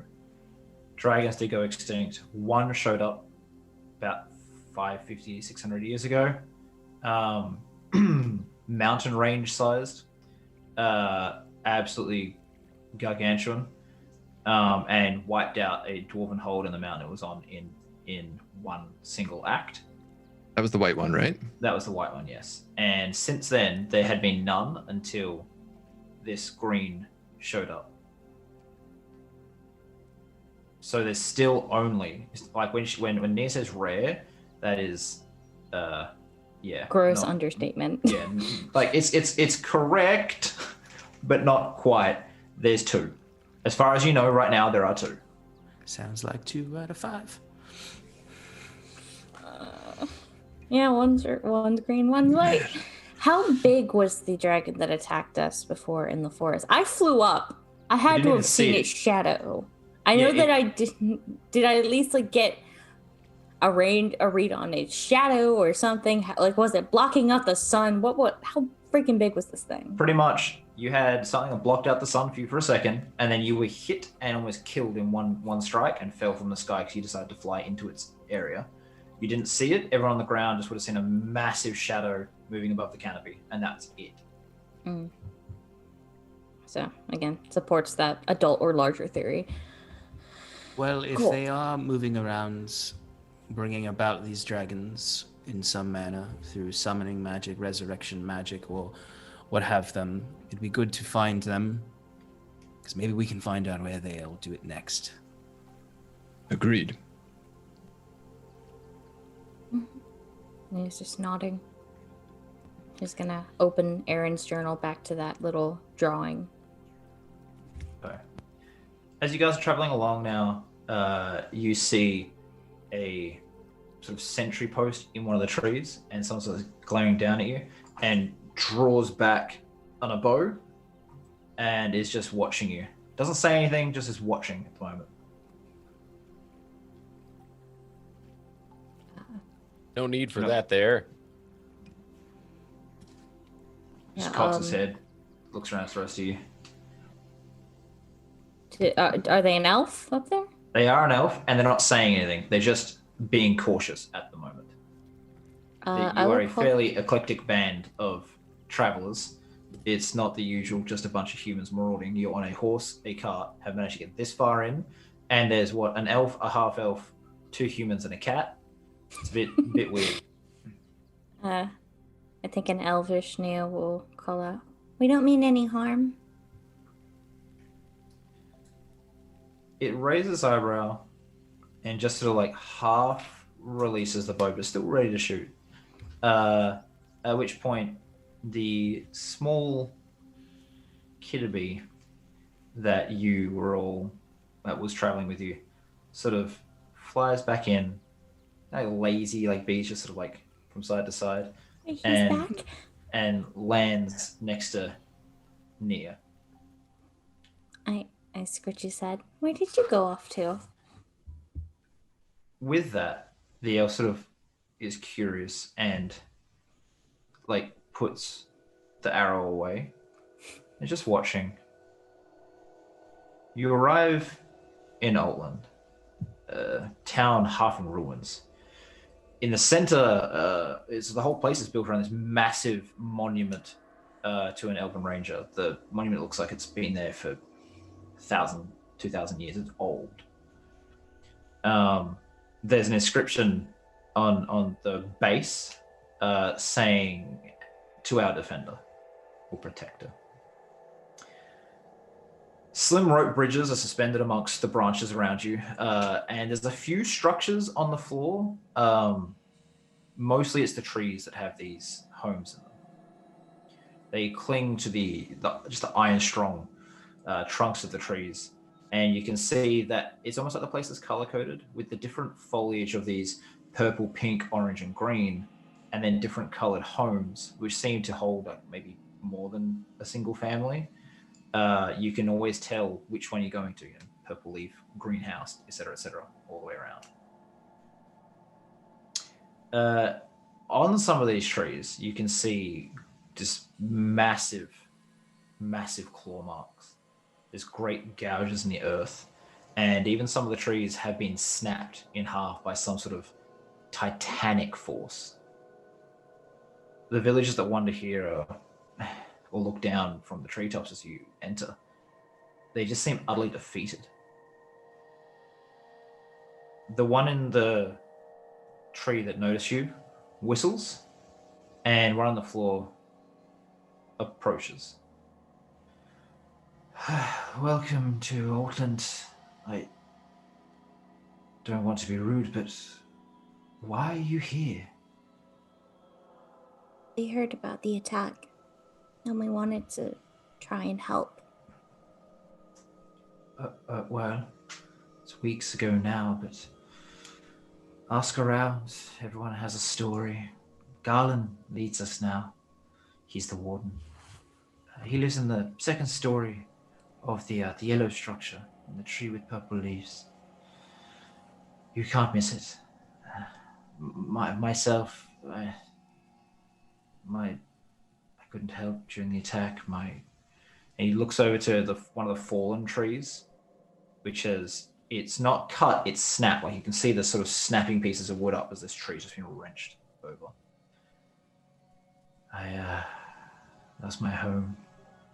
I survived, obviously. My wife didn't. I was trapped in the rubble for 2 days when they found me. I'm so sorry. If you're here to... Yes? Are there many more wounded still? A lot of us are wounded and hurt. If there's any of you are healers, we don't use magic here. We all follow the ways of our queen in the north. No magic, not ever. The occasional druid, but they tend the land. That's it. Well, I'm happy to lend what help I can with my hands regardless. But I'll respect your ways while I'm here. I'm frankly happy to oblige. We have no ability with the arcane. There's some people that draw on nature and the spirits, but always in service of the land and the forest. Look, if you do want to help, if that's what you're here for, there's plenty of work to be done. Clearing these trees, chopping them into smaller pieces, rebuilding, healing.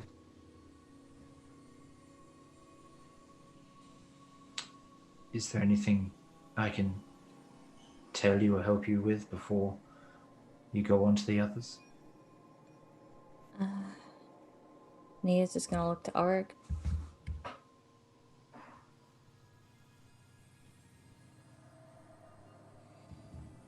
Well,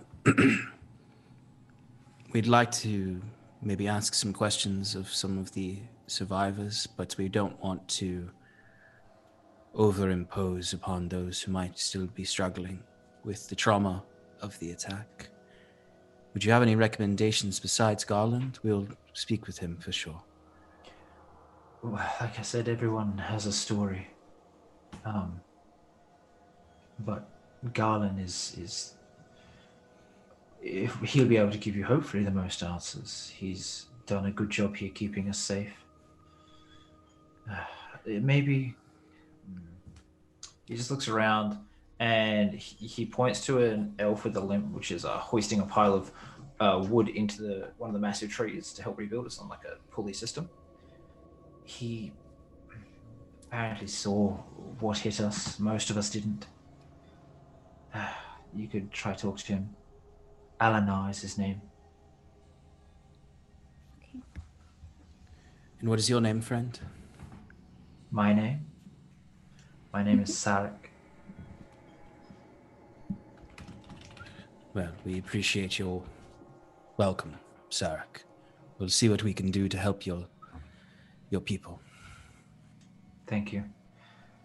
He just turns back and starts moving very stiffly towards the ruins of his home, and he's just pulling boards apart and trying to dismantle as best he can.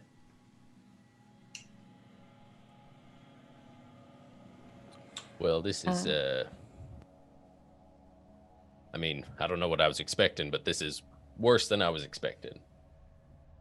Well, they're survivors. Frankly, that's better than I thought. Yes, there are a lot more living than I presumed would. I was expecting worse, actually. I'd like to head to whatever makes for a hospital here and lend what assistance I can. I think I should help lift some of the heavier things. I could help them rebuild. I can speak to the elf that he pointed us to as she's gesturing to the one with the limp. That Nia totally knows the name, but I totally lost it when I was Eleanor. writing. I'm sorry. So, Alanar. Thank you. I can talk to someone. Okay, I'm good so at talking to people. Sloane's going to go and start chopping up fallen wood and maybe helping the man that's pulling apart his home. Then Saros is going to go to the small field hospital they've set up in someone else's. Like there's like a hall on the ground floor, which is usually to entertain guests to the town. But as you sort of walk past it, you get a smell, and you realize that there must be rotting bodies somewhere nearby. Under sheets and canvas around the side of the building, you see piles. They're just like you can't count them, but judging from it, there must be at least 150 dead. Ooh. Yeah, I want to go into the hospital to try and. I mean, they say they don't do arcane magic. I would try to clarify whether or not any divine magic is okay. It doesn't sound like it is, but otherwise just be trying to make some medicine checks to, Sarah's spent a lot of time with medicines in his life, especially growing up, shunning magic. So trying to make any kind of like poultices out of whatever they have nearby and just assisting with his knowledge of the body. When you walk into the thing, there's a druid sitting there, and she has a bunch of sort of like small flowers in pots, and she looks very tired, and she's like casting and like making them grow more, and then she takes the leaves, she grinds them into like poultice, she moves it across and regrows it, and you can just see that it is sapping her so much to do this. And she's do you speak Sylvan? No. Okay, she's muttering in Sylvan to the plants, and even if you walk up and try to talk to her, she just like looks warily at you and then just keeps going. She just doesn't have time to stop. She has to keep this up because there's a good 60 people scattered around. You can smell the rot in the air. There's like gangrene is going to be setting in for some of these people because they just don't have enough healers in town. Well, I don't know what I can do to help without my spells themselves, but please let me take a load off and set some bones and bind some wounds at the least. Make a medicine check.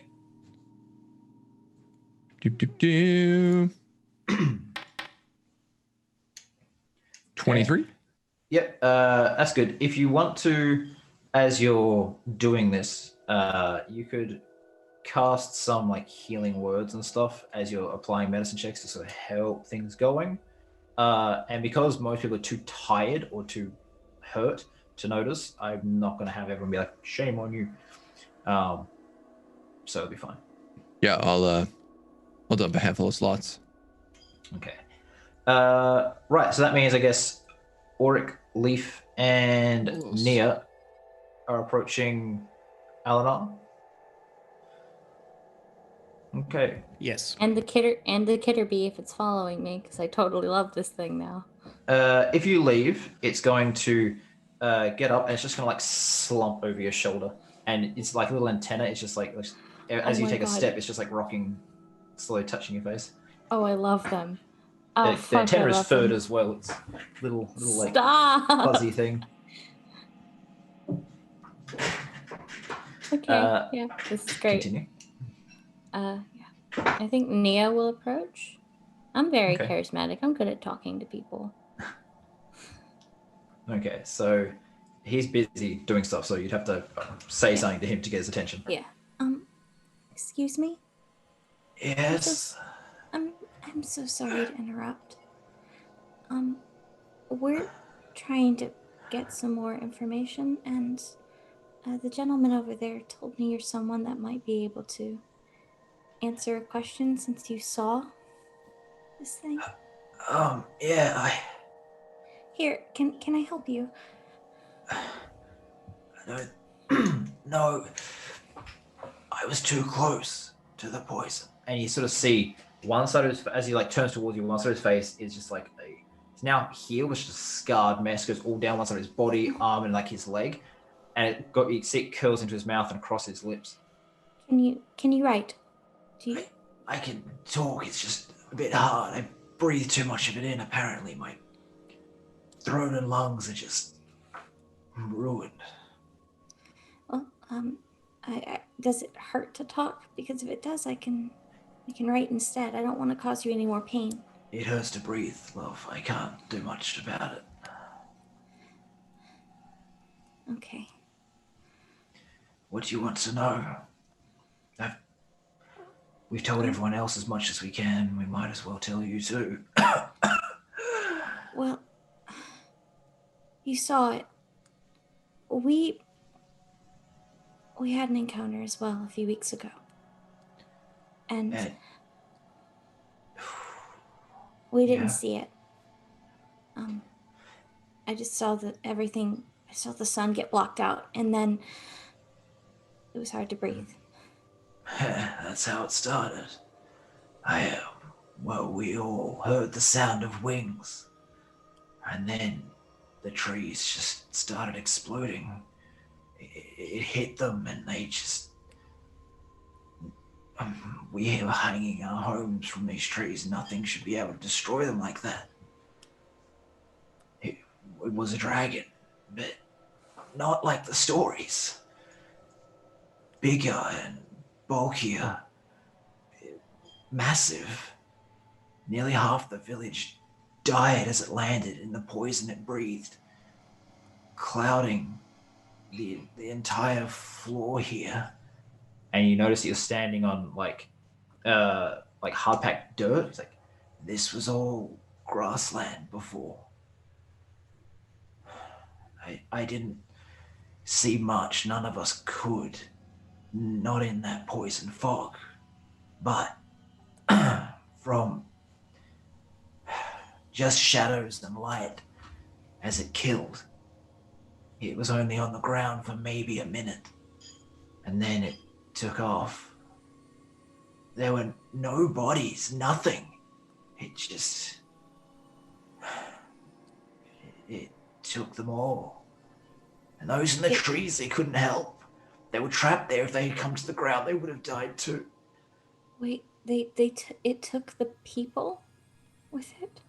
I think it ate them.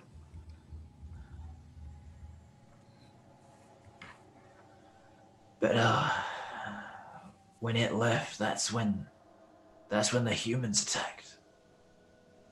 They waited for the fog to dissipate, and we were defenseless. They were all dressed in purple and led by someone wearing a helmet of some sort. It was shaped like a dragon. The person who was leading them had like a head like a dragon or a helmet in the shape of a dragon? A helmet or a mask or something. Okay. Purple robes. And Oh, go ahead. the go ahead. humans, what did they, when they attacked, were they doing the same, just killing indiscriminately, or? Yeah, they anyone that was down and not dead, they killed, and they started trying to take things. I mean, Garland has done a great job looking after us. He's now organizing our defenses, but he was in the thick of the fighting the whole time. He really saved us. When you say they were trying to take things, what were they after? I'm not sure if you've heard from the other places that were attacked. I haven't heard of any survivors, but they were stripped of all valuables. We managed to fight these people off, but some people lost, rings and precious keepsakes, anything they could get their hands on, until Garland pushed them back. They were. Sounds like they were trying to gather for a horde. Probably, I expect that they were working with it, but I'm no expert. Yeah, it hasn't been back. Garland has been going to the old druid groves and praying and asking the land for help, and they haven't been back, so I guess it's working. We're seeing to our defenses as best we can. We usually have never needed to have walls or spikes or anything to dissuade attackers, but I'm thinking now we need them. When they left, did they come from a certain direction? Did they any leads on where they might have come from or left to? Sorry, I don't know. They seemed to come from all directions. They'd surrounded us and they just left. The dragon went up, but... And Leaf kind of looks up. And there's a bunch of trees that just the top halves are gone, and there's just a hole in the canopy. Maybe someone up there saw more, because down here it was just poison, fog, and death. Sarah Day, she's the one up there. I'm passing this up to. Maybe you can ask her. She might know more. And did he is he the one she the one he's working with? Is that what he just said? Yeah. Okay. All right. Well, thank you. Sorry to have to put you through that again. And I kind of turned to Auric and Nia. I'm just gonna take a look for myself. I'll meet you back down here. Okay. Or I'll find you. And then he kicks off his boots and just sort of like flexes his claws out and is just going to climb the tree. Are you indeed missing a toe? I need to ask. Make a perception check. Yeah, he's not going to pause to let you count. I actually really hope that I make this because I want to know. Get it? Pause. No. Damn it. No, I didn't get it. You find the bark of these trees is friggin' hard. Like the fact that these trees are solid, and it's almost like trying to climb metal. You can do it, but you're pretty sure you're filing back your claws as you do it. You wouldn't want to climb this tree again. Okay. So what he's doing is he's going to try to go to the tallest like tree that is still intact. Mm-hmm. and go like right to the top. And kind of like looking at the way the trees have been shattered, and making his way and trying to get a good view of the landscape as best he can.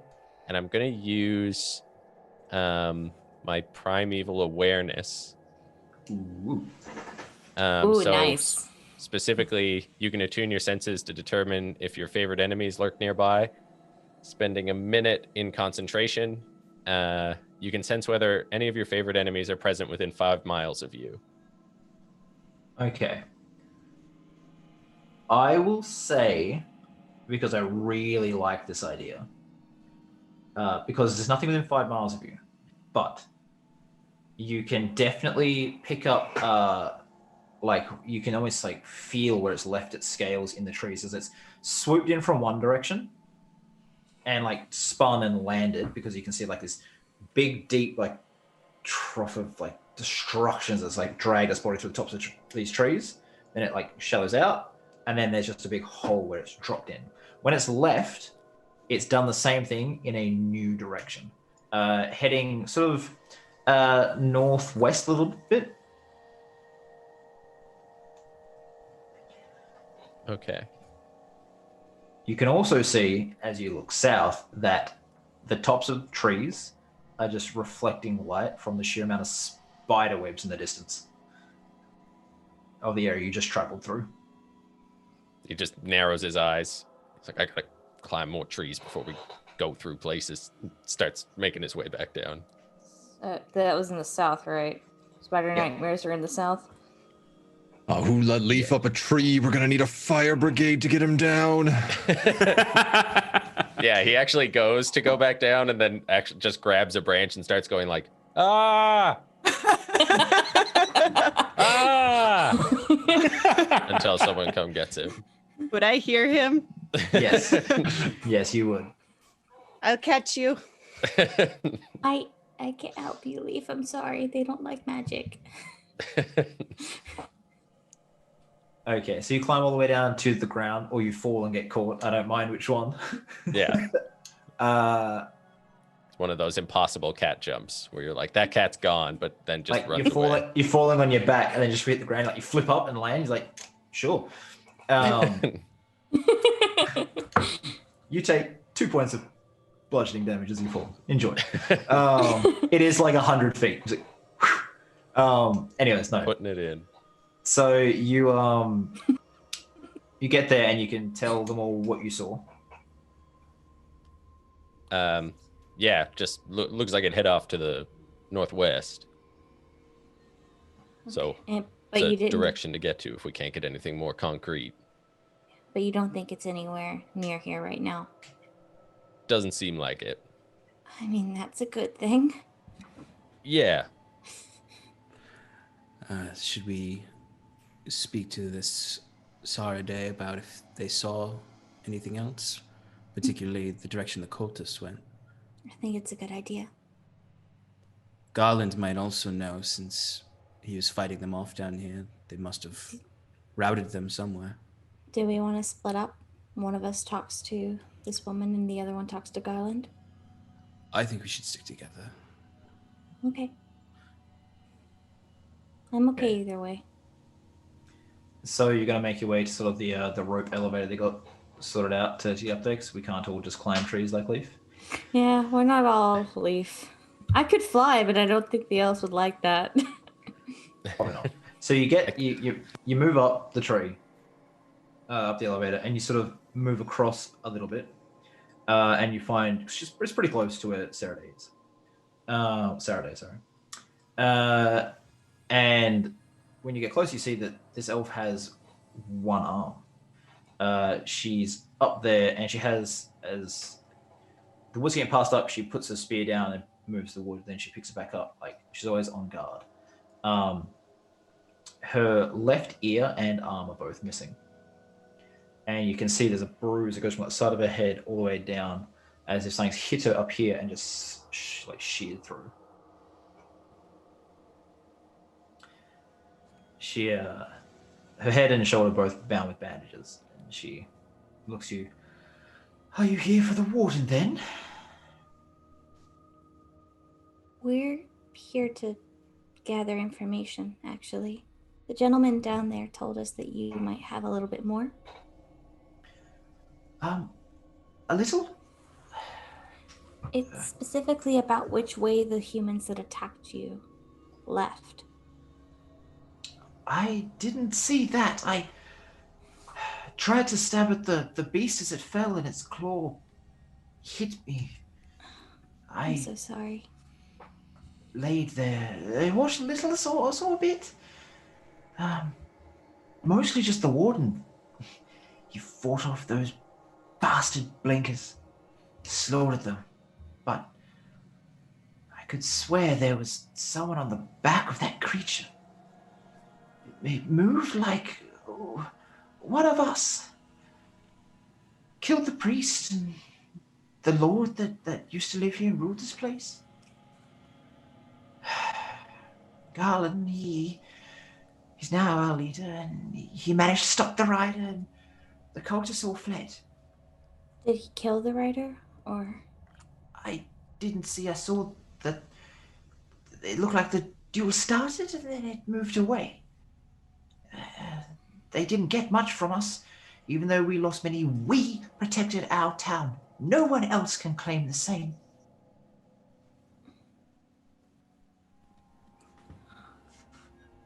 It's astounding what you did. Brave feat. Very brave. We hope we can bring some justice to what was done here. Track down the rest of them, maybe put a stop to this for good.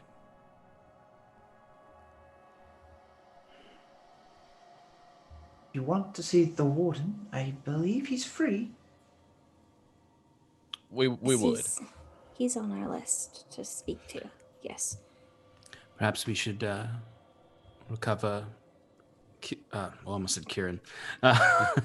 Saros and SLOANE, or should we leave them to help the village? Saros seemed like he was really intent on helping. Okay. That being said, friend, you've got some bad injuries there. Our cleric friend can maybe patch you up a bit if you've got a spare moment in the medicine tent. That would be good. The priest here used to be the only one that could cast divine magics. The druid, and well, that's all we've got left. And she's not great at the healing. I believe Saros is at where your I assume where your hospital has been made.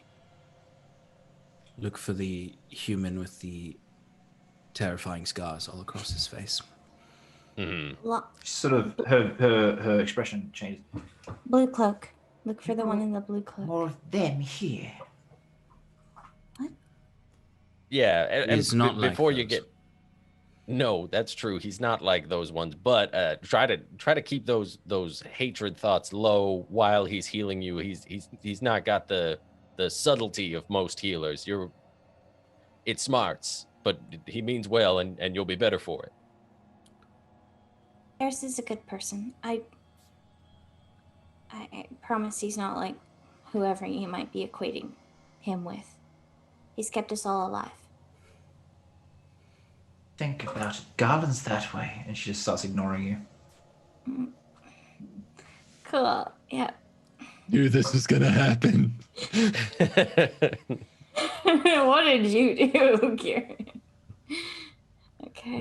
Nothing. He's just He's just scary. he's just scary looking and a human.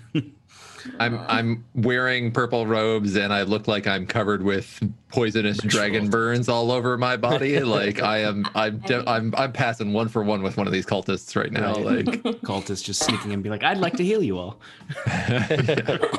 So what is your next step, guys? I mean, I'm going to talk to Garland. I don't know what the rest of you guys are doing, but I know where Nia's marching off to. Yeah. Are you picking up SLOANE and Saros, or are you just leaving them downstairs? I think we're going to leave them to help the village in their capacity. Okay. All right. So you move to the building you were told was Garland's, and yes, that inhalation, like, I'm gonna say something. Yeah, Auric wouldn't do it. Okay. So you are stepping into a modest dwelling suspended among the iron-strong boughs. You enter a cozy sitting room. A slim elf sits at the desk there, looking a little nervous. He stands to greet you with a bit of a forced smile, and there's a raven perched in the corner, and it caws loudly as you step across the threshold. He looks to it, and then back to you. Welcome to our village. How can I be of service? We were hoping to speak to Garland. That's me. How what can I do for you? Hello, it's nice to meet you. Well, we're trying to look into what's been happening around the Crystal Forests, specifically with this beast, and we were told that you fended off the beasts and the people that came with it. Yes. Look, I've already told the others everything already. They are tracking down the cold, and then once they find them, apparently some people from Duskfall are coming here, and they're going to kill the creature. I tell you though, those trackers, they look mean. I think they could give it a shot themselves. I don't think it's bad to have too many people trying to stop this, especially with all the damage they've caused. I'm so sorry to make you have to go through this again, though. Who are these others? We've heard about the others a few times. Auric's eyes immediately dash to Leaf at the mention of the other people. I believe they're trackers for the Adventurers Guild there. Legion or something like that. Mythos, something. There's several over there, but they are here for them. I think they said they're like the hunting party. They're the hounds for the actual hunters. How long have they been here? I don't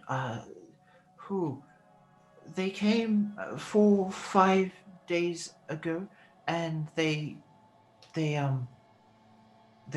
left pretty soon. They told them that they could try to look into the divination pools. Maybe they could find answers there. And if we were going to trace those steps as well, maybe we could just be backup for these mythos who clean up anything they don't manage to get. Where would these divination pools be? If you follow the North Road for about 15 miles, you'll see a waystone, and then just head west and you'll find them. There's like a large temple out there. You definitely should go there. Don't stay here. Well, why is that? It's dangerous. Can I insight this guy? I have a feeling he just wants to get the fuck out of this town. Auric's not insightful, but I was waiting for someone else to be like, I'm an insight. Sure. I guess that's the reason I should have came along. Yeah, because I can't do this. I got a pass of 20 insight, but yeah, I've got a -2 to insight. I mean, Auric would. You have hero points. You know you can do these things. So. Could I use my hero? Could I use my hero coin to just succeed on a check? That's something I can do. That's something you can do with them, right? You can use them during the session to succeed a roll. Yes. Use your hero point over a coin though. You get the point. Okay. You get the point back for free. Oh, that's what I meant. I'm so sorry. That's fine. Okay, so he's definitely withholding some information. Sir, we don't want to cause any trouble, but we really are trying to help, and we need to know the full truth. Look, it killed my wife, okay? And you shouldn't be here. It's dangerous. Are there... you fought off the cult with the village. Are there other survivors from the battle? No, I think they're all dead. I couldn't save her. She's gone. Sir, those people have someone very close to me, and that's why I'm trying to find them. Then go. Don't stay here. Please, go. And he's just looking at you intently. Because you used your point, you can see that there's just this like mask of fear on his face. I'm trying to think of a way to make him not. And I'm gonna. What kind of persuasion could I do for this dam? Do you? You wanted to try something, Mike? Oh yeah, Mike, go ahead. I'm lamenting my lack of wisdom. Everything I want to do is wisdom based. Yeah, I'm gonna like just say we can get out of your hair, and kind of like looking at the others and start like leaving. The raven caws loudly again, and he sort of flinches away from it, and then looks to you all.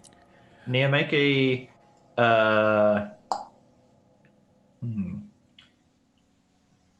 make an Arcana check. There, you have been feeling it for a few minutes, or since you walked in, but you think you might understand what it is now. There's some magic in this area that's resonating with you. 18. The raven is a source of magic. And since you can feel it naturally, there's only one type it could be. You can, like, be sure with a detect magic spell, but... I'll set one of those off with a subtle spell, yes. This raven is emanating divination magic. We'll go. And I reach out to both Leaf and Auric's hands, and I try to take them out because that's unnerving to her, and she's trying to pull them out as urgently without showing that she knows, I guess. Okay. Any of you three can make perception checks as you leave, if you all leave. If there's more you want to ask, you can stay. It doesn't bother me. Not weird. Yeah, I don't know why it's making me have to put down a circle for my detect magic. I don't know how to get rid of this. Ignore it. So, as you'll walk out, you hear him like, I know, I'm sorry. I'll do it again. I'll go. Just stop, please. So Leaf, like as soon as they get back outside, is going to like stop by the door and kind of like hold them to just try to like listen. Like that's all you hear. That's okay.